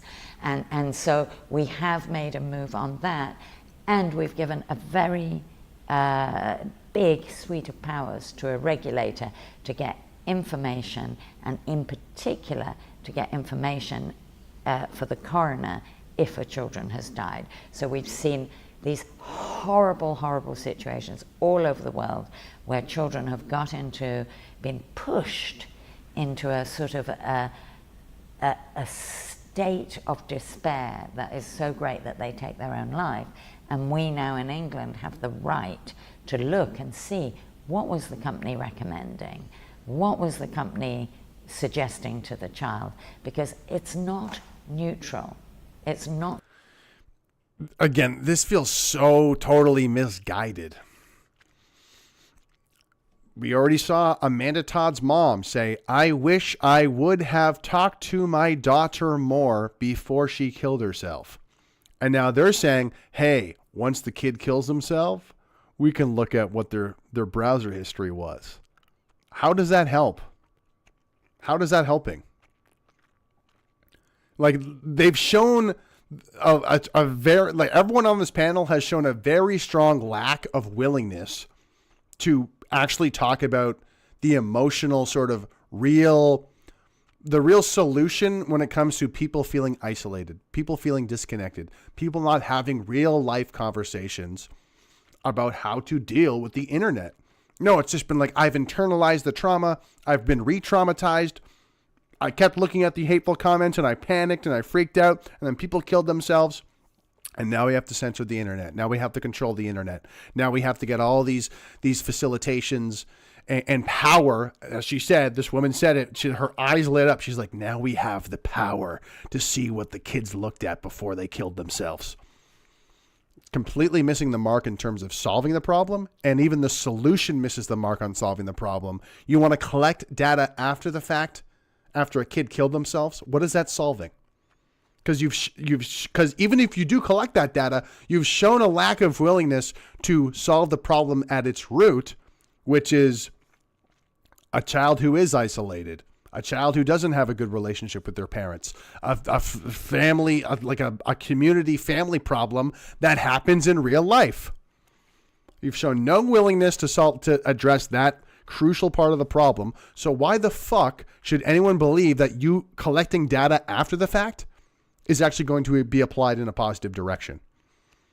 And as I said before, they're not even looking at the free speech violations, the egregious ones of this online harms bill in the UK, which is just like a huge red flag to begin with. Whoa, Caesar with a $10 donation. Thank you so much, sir, for the super chat. He says, Santa dress up when? I actually do have some Santa stuff. I should get some Santa stuff and put it in the background, eh? Damn. I'll do that for next stream. There's going to be other streams this week, by the way. We're going to be talking to musical artists. We're going to be talking to Wansbutter. We're going to be talking to lawyer Nicholas Wansbutter on Thursday. And if all goes well, there's going to be a preview for the documentary released this week. I'm going through a lot of the amazing interviews we've got. So you're going to see some of the people that we're talking to in this documentary. And yeah, if you didn't know, if you do want to help fight against all this bullshit and stand up for the politically persecuted people in Canada and expose the Canadian Anti-Hate Network, some of the people behind Bill C-63, then please support our documentary. It's at givesendgo.com/safefreespeech. We have hired an award-winning documentarian, award-winning filmmaker. He's won a Guinness World Record, okay? He's going to help this get distributed internationally. It's going to be professional. It's going to reach out of our echo chamber and tell our story, because that's what we need. No one is fighting for us, okay? But this piece of media, this documentary, will have a good shelf life. It'll be created. It'll be there. You can send people the link and be like, this is what's happening in Canada. This is what's actually happening. This is the corruption. This is the lies. This is the deception. Oh, look, they all happen to be these far left tyrants. And they all come back to this ideology, and this is how they operate. They operate by smearing right-wingers, and it's very dishonest. They work with the media. They work with Antifa, who are violent, who are hateful, and they justify hate. All of that stuff, it's going to be summarized in the documentary. Go to givesendgo.com/safefreespeech. Link is in the description, link is in the description. It's also in the chat as well. And, whoa, we got a big donation from D. Turner with the $100. Keep up the great work, Greg. Thank you so, so much. That is amazing. And yeah, hey, another thing I just got reminded. It's the holidays. It's Christmas time. You need a gift. It's last second. It's just around the corner. We actually have a solution for you here at safefreespeech.ca. All you got to do is donate to the Give, Send, Go. Then go to our website, safefreespeech.ca, and you can download this certificate of donation, and say, hey, insert name of Patriot friend. On behalf of you who donated, I donated this many dollars to safefreespeech.ca. And you are helping broadcast the stories of persecuted Canadians across the country, safeguarding our fundamental right to freedom of expression, your country and fellow patriots. Thank you. So you can go to safefreespeech.ca/gift, and you can download that certificate, print it out in PDF. All you need is a printer, guys. All you need is a printer, and then send a donation to the Give, Send, Go. And yeah, let's make it happen. Let's make it happen. I think it's a thoughtful gift. It's going to be, you're getting in here at the ground floor here, you know. You can have this certificate to be like, hey, I stood up for Canada. I supported that documentary. It's going to be a banger. It's going to be a banger. But yeah, so go on and check that out. And it's the season of giving, you know. It's the season of giving. So it's a good last minute shopping idea. All right, let's get back into this video. We got another 20 minutes. Okay. Neutral what they're doing. In Europe now we have the law, which means that the Commission can say to the platform, the big ones, and we have 19 big platforms and systems which have more than 45 million users a month. That's a parameter. So now the big change is that the Commission, who is the enforcer of the Digital Services Act, can say, look, you did not take measures which really mitigate the risks, which protect the children, and which create the system where nobody will be endangered. It's first and foremost the duty of the parents to be so it is on the parents. Aware of what their children are doing, what they read, and where they disappear when they go online. And no regulation will, deprive the parents of their parental responsibility. That's their primary task. In the EU, we Not really a great argument for what these people are talking about. Simply decided to introduce legally binding rules. And it was also because of the appearance of smaller systems. You mentioned Google, Meta, and others. Yes, the biggest ones had agreement with us, but there were more and more platforms and digital systems which were not part of the voluntary commitments. So that's why at the end of the day, the big platforms said, introduce the rules which will cover all of us. So this is what we did. Now, here in Canada, the Online Harms Bill, Bill C-63, is stalled in Parliament. I love how they just like, hey, look at these bureaucrats. They were successful in usurping power online. Let's do that here. Let's do that here. And I bet they won't even address the fact that one bureaucrat was like, hey, it's up to the parents, at the end of the day. I bet they won't even mention that. Parliament. And critics have pointed to some concerns that it might limit free speech. Others are pointing to concerns about how much it would cost to set up and monitor hate speech online, online abuse. And recently I did sit down with the Federal Justice Minister, Arif Harana. We talked about the bill and also what his government is willing to do to get it passed. Listen, let's begin with the timing here, because it took your government years to introduce a bill to address online abuse. And only after months of delay in the House, you announced that you will be splitting the bill in order to get it moving quickly. Why did it take so long to get to this point? Well, I'd say to you that we consulted extensively on the bill because we wanted to get it right. We looked at domestic expertise, we looked at international comparators. That took time, years in fact, and we tabled a very comprehensive bill in February. In the spring, we started debate on this bill, and I thought that was a promising start. After Labor Day, we returned to the House of Commons. We also recommenced debate on this bill. Why did you split the bill, Arif?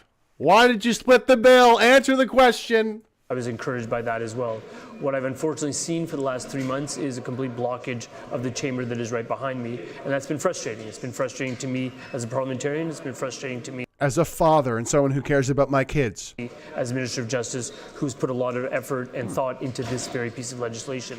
Now we're approaching Christmas. I had a tough decision to make. Do I want to see this bill die on the order paper, or do I want to see... Kill it! Kill Bill C-63! Parts of this bill expedited where I believe that we can reach some consensus. I chose the latter. I think it's an important decision because ultimately my job is to protect Canadians, and I'm going to target the most vulnerable Canadians, which are our kids.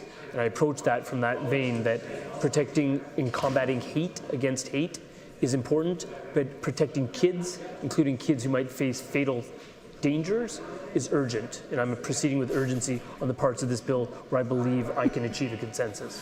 So he got caught lying, for those who aren't aware.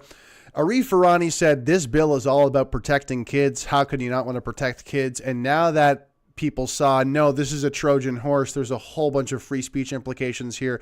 You want to change the criminal code for hate speech. You want to bring back Section 13 of the Human Rights Code, which is a total mess, and it got removed from law for a reason.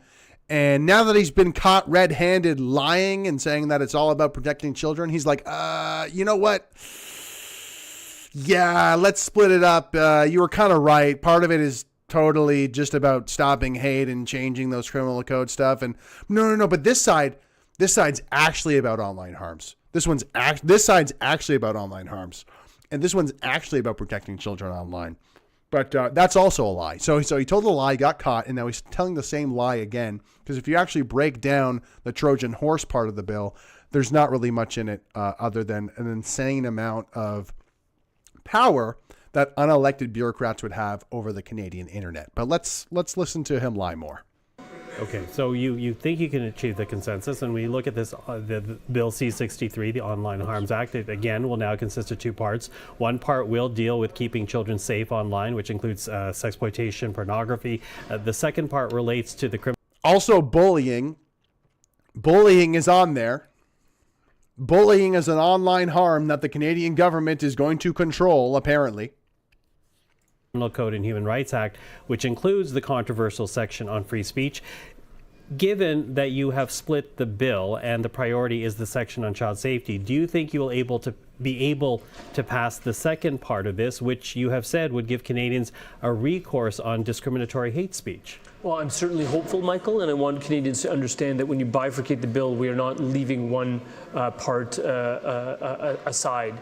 We will still be pursuing both pieces of legislation. We'll be pursuing the portions that deal with addressing children with prioritization, working very, very quickly on those. But the portions that relate to amending the Criminal Code and amending the Canadian Human Rights Act remain on the floor of the legislature for debate and further study. I think what is also clear to all Canadians is that we have seen rising hatred in this country. There are a lot of ideas about what we should do in terms of how to address that hatred. We've heard people that support the bill. We've heard people that want the bill refined to provide more clarity. Also, people want to throw it out, like myself. I want to throw it out. Don't forget me. Hey, Arif. Hey, bud. Don't forget me. I started a whole website just dedicated to you, buddy.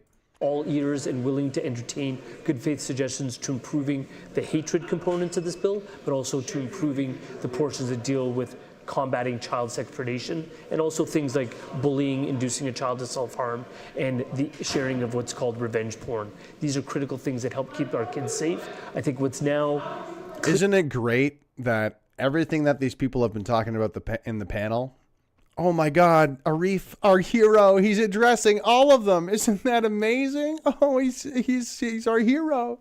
Here is that the ball is in the court of my opposition parliamentarian colleagues. I've already had good indications from the Bloc Québécois, the NDP. The Conservative Party has unfortunately been blocking everything in the chamber right behind me for 3 months now, but I've been given some reason for optimism that even the Conservatives will get behind this bill because they appreciate the urgency and appreciate the need to proceed in a nonpartisan manner.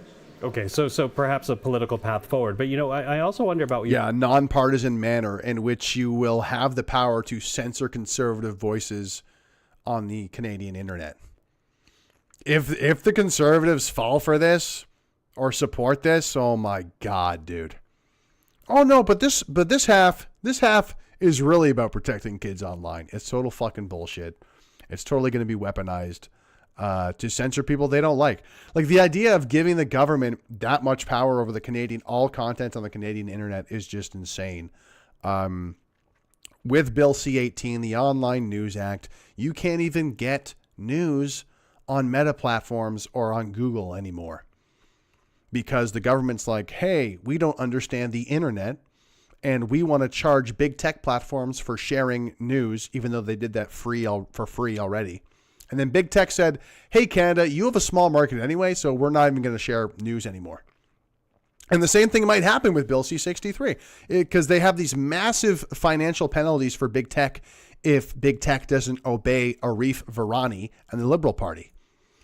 And I think big tech might say, hey, this financial risk is not worth it. We're going to actually just block the use of Facebook and Instagram in Canada.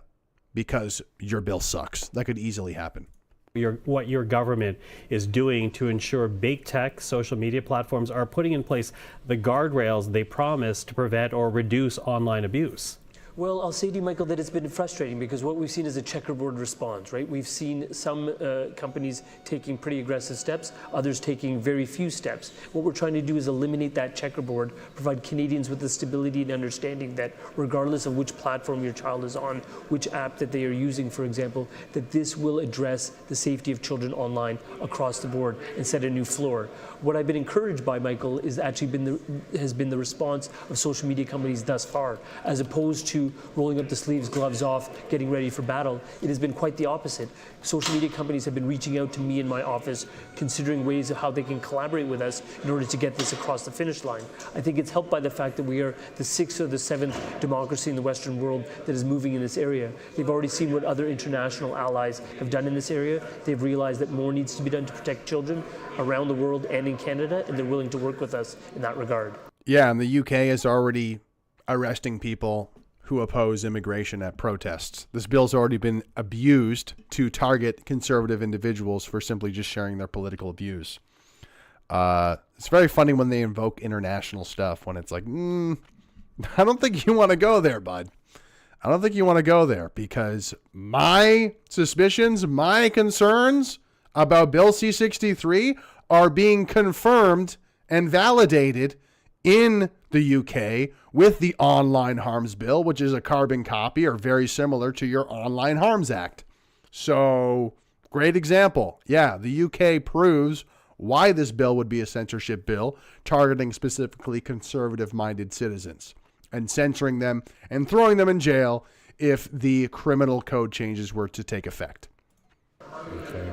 Now, you know, I do wonder, in the time we have left, I wonder what, in your opinion, will happen if Bill C-63 does not pass before the House is dissolved and another election takes place. We will be celebrating in the street. We will be posting our memes. We'll be posting our racism on the internet for all to see and celebrating. And we will be happy to be unmolested by the government imposing their power across the internet. That's what we're going to be doing when it gets stopped by this documentary. Yes. Well, If you take your cues from what the official opposition has presented as their proposed alternative, there is some consideration about criminal code reform, but that's it. And I think that's problematic because what I've heard from law enforcement and what I've heard from parents, including people like Carol Todd, the mother of Amanda Todd, is that the victimization of her daughter still occurs 10 years after her death. Yeah, Amanda Todd, her mother also said that she wishes she would have had a conversation more often with her daughter. And that's a part of the conversation that you, Arif Farani, do not even want to have. You just want to add a whole bunch of rules and gain a bunch of power over the Canadian internet. So you're very disingenuous. Reason why is because images of Amanda's naked body continue to circulate online 10 years after she passed by suicide. What she wants and what the police have told me that they want to deliver is for those images to simply come down. That is possible. Like this bro, it's crazy, bro. It's copying. Like, I don't want to be that guy, but like you just copy and paste it and then you upload it again.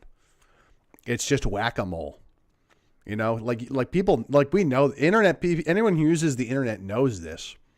But he's like, once we pass this bill, then no copy and paste. Copy and paste is going to be disabled on all of your devices. You can no longer save a file and then re-upload it somewhere else on the internet. Like, are you stupid? With this piece of legislation because it imposes duties on social media platforms and requires them to take down child sex abuse material and revenge porn within a 24-hour time period. So I'm very confident that that's the right solution. It needs to pass, and that's why I'm putting a lot of effort and political capital on the line to ensure that by bifurcating, we can proceed with speed on the parts where we can achieve a consensus. I have confidence in the better principled nature of my colleagues in the chamber from other parties and their willingness to work in a nonpartisan way to keep kids safe. Because ultimately, at the end of the day, lives are at stake here, and that's important. It's funny how he goes from saying lives are at stake to we need to stop homophobia. Lives are at stake, and also we need to stop the bullying. Lives are at stake, and also this is problematic content. Should we go into the let's go into the box of, let's go into the, what do they call it, the toy box?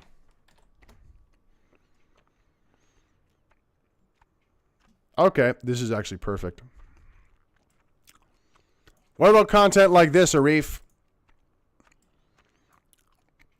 Child predator got knocked out with a pumpkin for trying to meet a little boy. No, I'm not with my wife. Does your wife know you're out here trying to meet a little boy right now, James? Dude, no. Do you need me to get loud? Hey, listen. I got you something, James. Can we get loud? You gotta talk. You gotta talk. James, I'm gonna get real loud. Your wife's gonna find out, or we can. Stop talking. Oh. That, sorry, trigger warning. James, you said you was gonna give him a kiss. I got my pink shirt and white shorts. Hey, so they like, you know, they confront this pedo. Don't touch me. Your car's out. And they, Predator. Wow. I mean, I'm assuming their information's correct. This guy's a disgusting monster. Are we allowed to hate this man for trying to entrap a child? Arif, is that content okay? What's going to happen with that? What if that was like a liberal MP? Let's just say the creep in this video is a liberal MP. It's a staffer. Let's say this is one of your staffers, Arif. It's exposed that a liberal staffer is actually trying to meet a little boy. Are you going to take that content down? Exposing this man? You could make a few excuses. You could say, hey, there's violence. It's advocating for violence. We'll take it down for that reason. Or maybe because some other reason, you could say it's bullying a child, or maybe some other reason. You could find many different reasons to take the video down, thus insulating yourself from criticism of having a pedophile on your staff. You see how this bill is very problematic? Where if you give the government the power to take down any content they want, it could be taken down to insulate high-level pedophiles when they're getting caught. This guy's not a high-level one, of course. But that is something that lawyers have considered. This is something that Runkle has brought up, the Runkle by the Bailey. And, of course, any conversation from somebody like this is completely disingenuous. It's clearly part of an agenda just to push the same old censorship bullshit. Just more Liberal Party nonsense. And I wish the Conservatives would just be good people and support my bullshit. Okay, so our thanks there to the Justice Minister. So a lot to unpack. Matthew, you know, as I said, this bill is currently stalled. The government may fall before it's actually passed. If it does not pass, is there enough in the toolbox to address concerns about vulnerable youth, vulnerable individuals without this being passed by Parliament? I couldn't say if there's enough in the toolbox. There definitely still are tools in the toolbox. And one of the most important of those is making sure that this conversation stays on the national conversation, that this topic is not forgotten, that the idea of improving our online spaces is not abandoned. In many cases, the threat or the possibility of regulation can be as effective, or even in some cases more effective than regulation itself. So I actually agree with him, and I agree with him in that what they've suggested with Bill C-63 in and of itself is totally outrageous. It's totally outrageous, especially how it would be the end of free speech if the whole thing passed as is.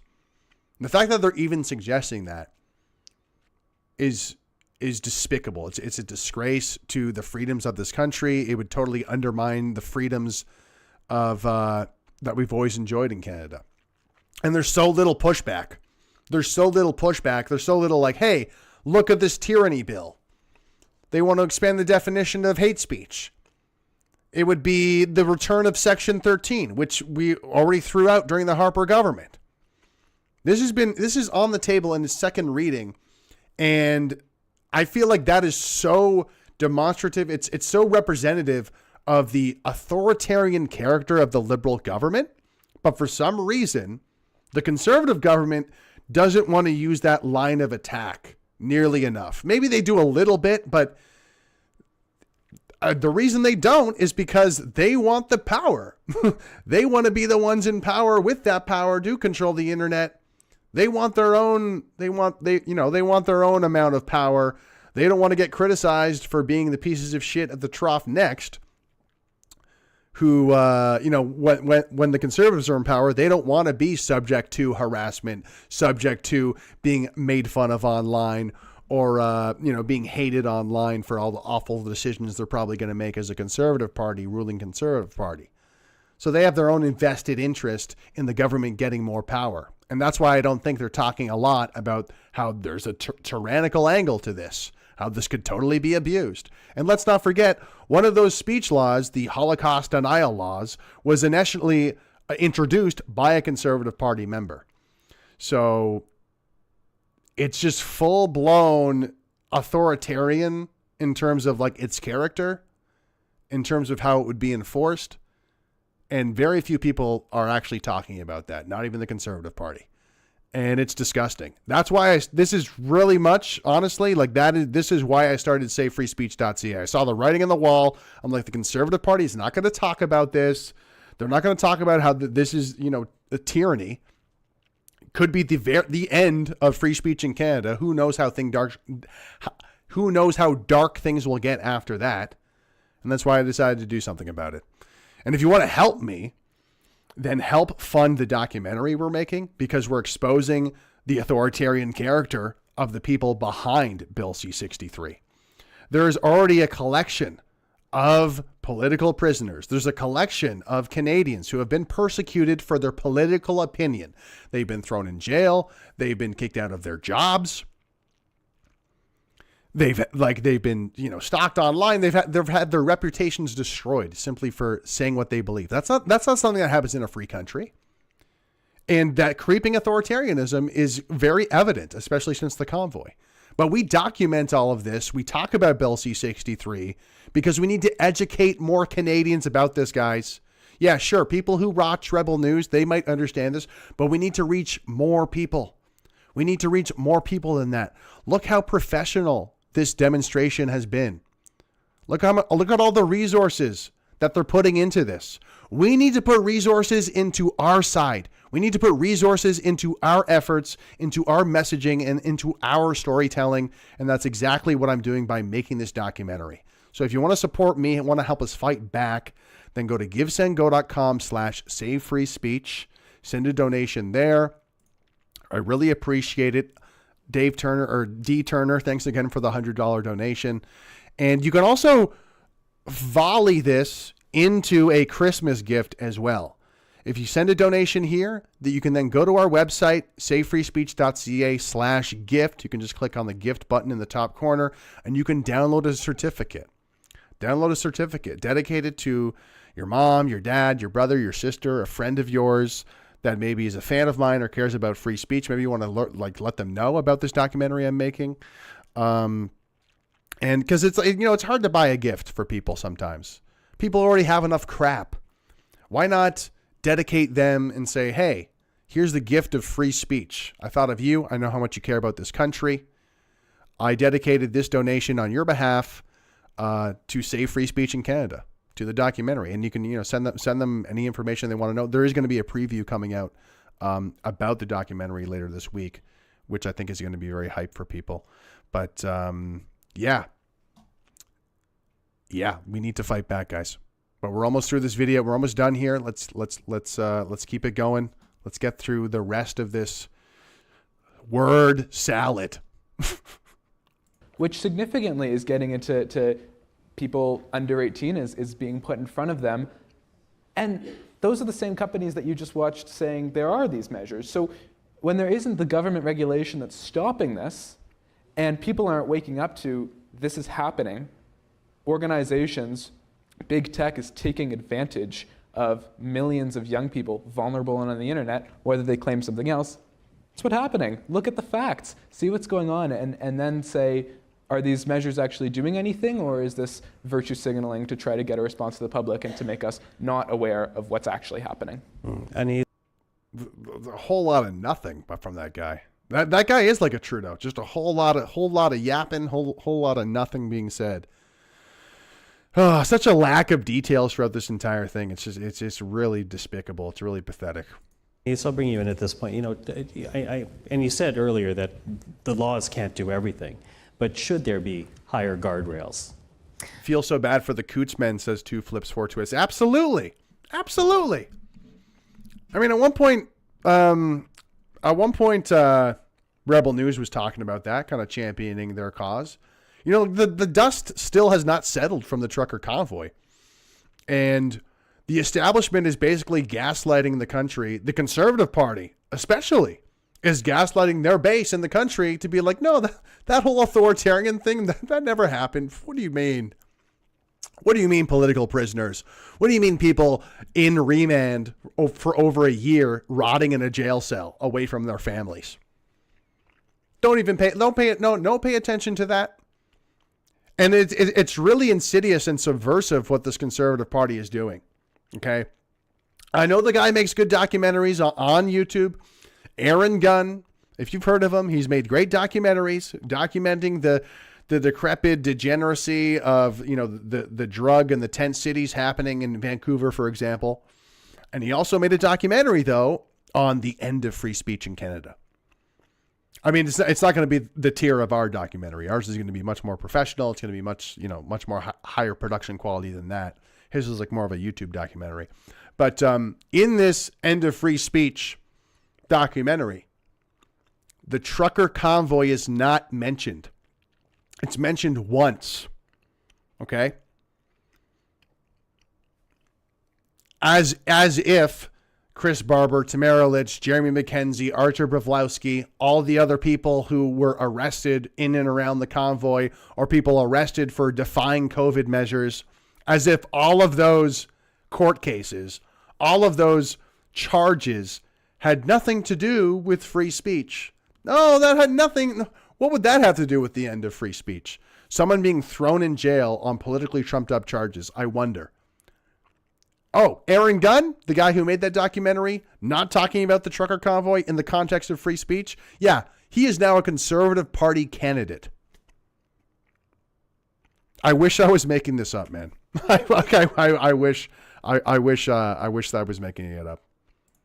I think there's a possibility, and there's certainly room to ask social media operators to fulfill some statutory duties. So, for instance, having a process in place through which users can flag categories. Hold on, I just jumped the spot, right? Yeah, I did. Okay, thank God. I'm like, I have another 30 minutes.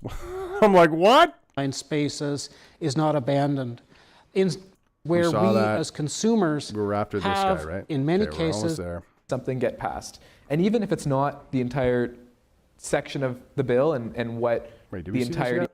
So when you look, again, it's stalled, but when you look at what's in C63, does it go far enough?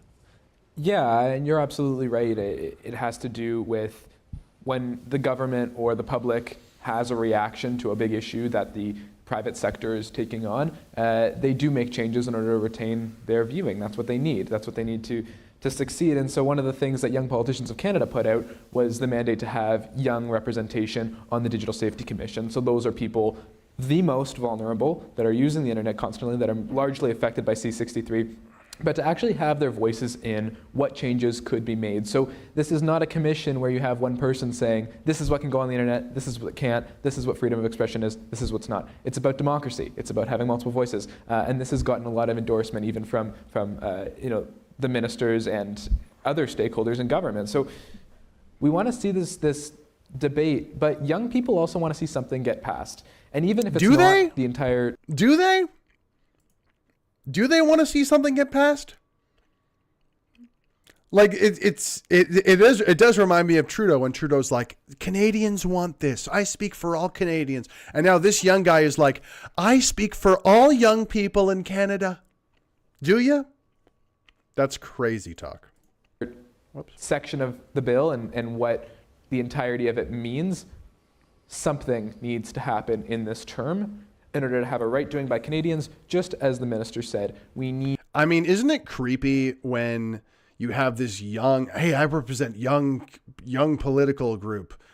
By the way, I'm saying the exact same thing as Arif Farani. And we're all saying the exact same thing.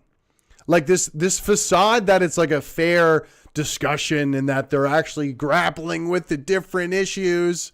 It's such a, oh man, it's funny. It's funny that people might actually buy into that.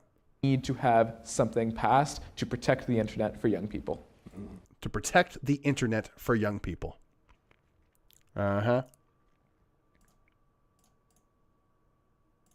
And he said, as I said, as this is stalled, there are concerns, and one of them is the impact this would have on free speech. Can you address that a bit, because that is a major criticism of the current legislation? Sure, and I'll focus my concerns with respect to Part 1 of the bill, so the Online Harms Act, because of course this is a very lengthy bill. So with respect to the Online Harms Act, I think what the bill gets mostly right is very specific statutory duties on social media operators to act on very serious types of harmful content. For instance, content that sexualizes a child, intimate content shared without consent, things like that. Where I think that the bill needs to be improved and amended, frankly, is when it creates very broad and even vague statutory duties on social media operators. For instance, the duty to mitigate the risks that users will be exposed to 7 categories of harmful content. What that really means, well, nobody really knows, because a lot is left to future regulations.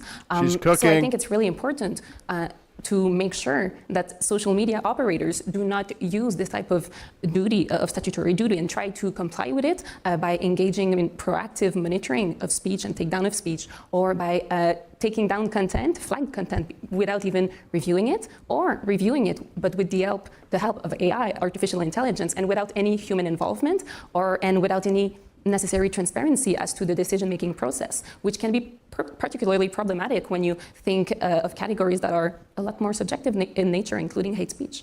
So, Anise, hey, she's our girl. She actually came through with making some decent points at the very least. Some of the stuff is too broad. Some of the stuff is going to be figured out later, which is a problem. I wish people would bring up the bullying thing, though. They actually have in the legislation bullying a child as content that must be removed or that is harmful. And it's like, how do you determine if it's bullying a child? Like, that's such a broad thing. And I give the example of, if I criticize something to do with the gender ideology being taught in schools. Am I invalidating the existence of trans kids? You could easily make that argument, and you could say that I'm bullying trans kids because of my content. I basically got banned on TikTok for talking about the trans kid issue. My first account at 50K subscribers, by the way. Rest in peace for his TikTok. Anyway. Uses the word problematic. I'm wondering from the human rights perspective, there's also the concern that because there is a role here for the human rights. That's so funny. I feel like that's so emblematic of how the human rights works, right? So this woman is like, yeah, there is free speech issues. And it's like, well, let's hear from the human rights person who's going to make up a whole bunch of emotional bullshit to justify why free speech is actually not important. Commission that could bog down the whole process. Can you talk about that, Cynthia?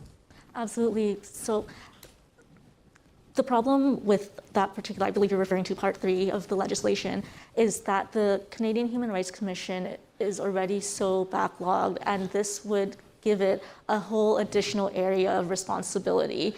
And so not only is the concern that it might not end up being as helpful as we would like to see it in addressing the issues, but another issue that people have brought up is the possibility of it being gamed or weaponized and it backfiring against the very point of having such a commission and addressing. And it's I can't believe I'm agreeing with the ninja right now. I'm actually agreeing with the ninja, masked up ninja right now. Role to address hate speech. So for example, the same way that we've seen someone says back to China. Content moderation features being weaponized to silence women, racialized people, and historically marginalized groups, people could raise complaints to the Human Rights Commission doing similarly, to tie up people to silence speech that they don't like, to silence people who are justifiably speaking out against harms. And so we would want to make sure that any entity that's put in place, whether it's the commission and whatever additional staff is hired, or this new Digital Safety Commission, that they have an explicit commitment to substantive equality, which is recognizing that we don't exist in level playing field. And so different groups, if we're to be honest about the existent landscape of society, are treated differently. And so that concept has to be taken into account for it to be effective on the ground.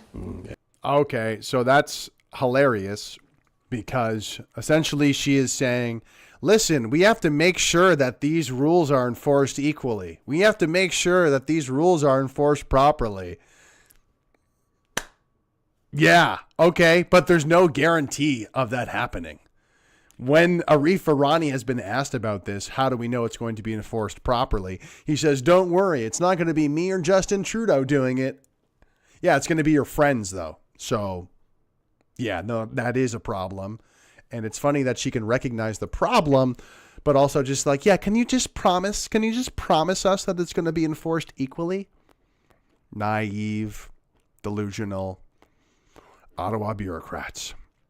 Liquid Gal says, this BS smacks in the face of our forefathers that fought for our freedoms and speech. Absolutely. Absolutely. That's what I'm saying. This stuff is just despicable. This country is in a bad place right now. Nurida, you're nodding your head there to what Cynthia was saying. So what do you think we need to see from the federal government, from regulators and lawmakers in this country? So I agree that the regulations are one of the places where you can actually bring in some of the voices of those who are most harmed by online behavior, and it must be trauma-informed. That's the other thing that I think is often missing when you are looking at any form of legislation. Of course, it's often written in very sweeping ways, but the way it's applied needs to be informed by those who experience that harm, those who are most affected by it, and we have to have spaces to talk about that and to share that information, and then apply it, implement it, and then measure it. Where is it making a change? How has it changed our behavior? Who is now seeing improvements in their life because of any regulations or legislation that's brought in? There are other telecoms companies, there are other companies working and acting online, the banks, that have a responsibility also to their own behavior online and how their applications, how their interfaces are spaces that can create harm also. And I would like to see them included in this conversation. this conversation, as you say, and it is just the start. So thank you to everyone involved there, and we will continue to have the conversations in the days, weeks, months, and years to come. Now, we know that cyberbullying and online abuse is on the rise. We also know that it is taking a toll on the mental health of Canadians. So if anyone who is watching this, seeing this, is struggling right now as a result of online harm or cyberbullying, a reminder that there is the National Suicide Crisis Line to reach for help. All you need to do is dial I'm fucking struggling. You guys are making me want to kill myself. Our panelists for taking part in this portion of you the discussion. You guys are making me demoralized. I hate my country. I hate these communists. Hello. Thank you very much for being a part of this. And in the coming months, we will be posting on cpac.ca more information, more of the interviews on this very important subject. Ooh. So check for it on the CPAC YouTube channel. I'm Michael Serapio. For everyone here all right. thank you for joining us. Yeah. I meant to shout out, guys. We made it through. Let's see how we did with dislikes. How do we do with dislikes? I asked you guys to dislike. We're still at 10 dislikes. Okay, not bad. I do want to shout out real quick to Mr. I retweeted him recently. Where is it?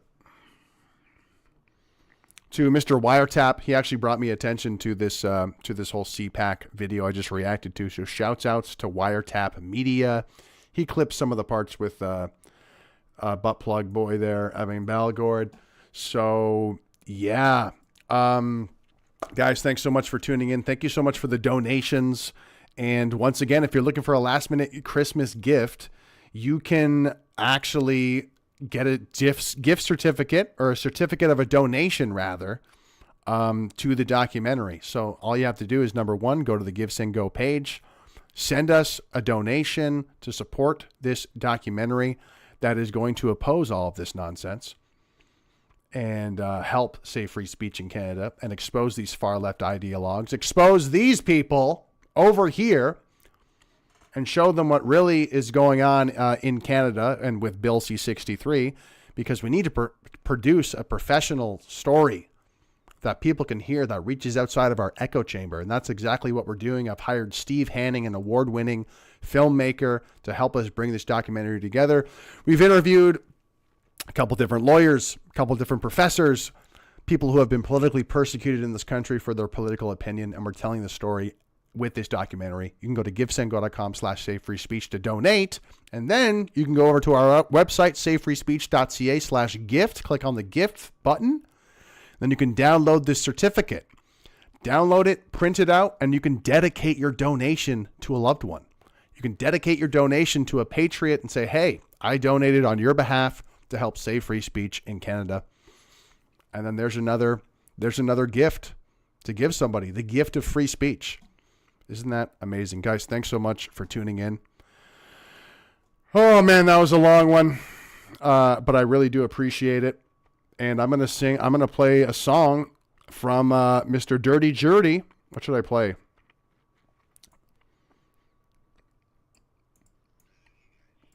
I started off with this one. I'm going to end with this one too, because it is arguing online. So I think it's appropriate. Thanks again for watching, guys. Thanks so much for the super chat.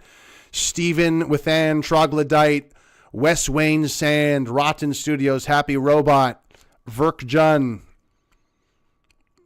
Billy Bob, Liquid Gal, thanks for hanging out. Happy Robot, Caesar, thanks for the super chat again, my friend. We will see you guys soon. I'm going to be streaming later this week as well. Going to be interviewing Wansbutter on Thursday. I might be interviewing Dirty Jerdy actually on Wednesday, and we're going to be doing more fundraising. There should be hopefully a trailer for the documentary later this week. But guys, thanks so much for watching. We'll talk to you soon. Thanks again. Comment on a pic, back it up with the link, start threads, but heads push content, fight that could fight, argue online, hit refresh, set check notifications, blood pressure high, scare my wife, waste my life, argue head online. I'm arguing online. I'm arguing online. I'm arguing online. Making a difference and losing all my friends. Got a source you can send less to my DMs. That's prime time. Argue online. And my back's against the wall, and all their moms send threats to their inbox. Pick a side, pick a hell to die, and argue online. Realize that is evidence that I am a prophet of God. Some go to war, some occupy, some just a straight up genocide, some behead, some are willing to die, but most of us argue online. So stop whatever and just be a fucking apostle. Pushing out a penny and dunking at some children when the red dot's on that bill. That's what I call living head reply. And watch them cry. That's how I lost my job, my check, custody of kids. Lost my cool, lost the fight. Most of all, I lost my mind. Argue.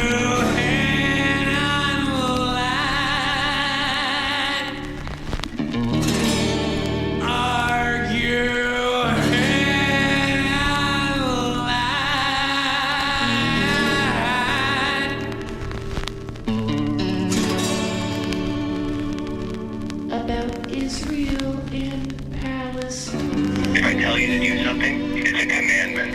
It's very important that you do it. So watch my Facebook video where I read the Quran, read the Quran, read the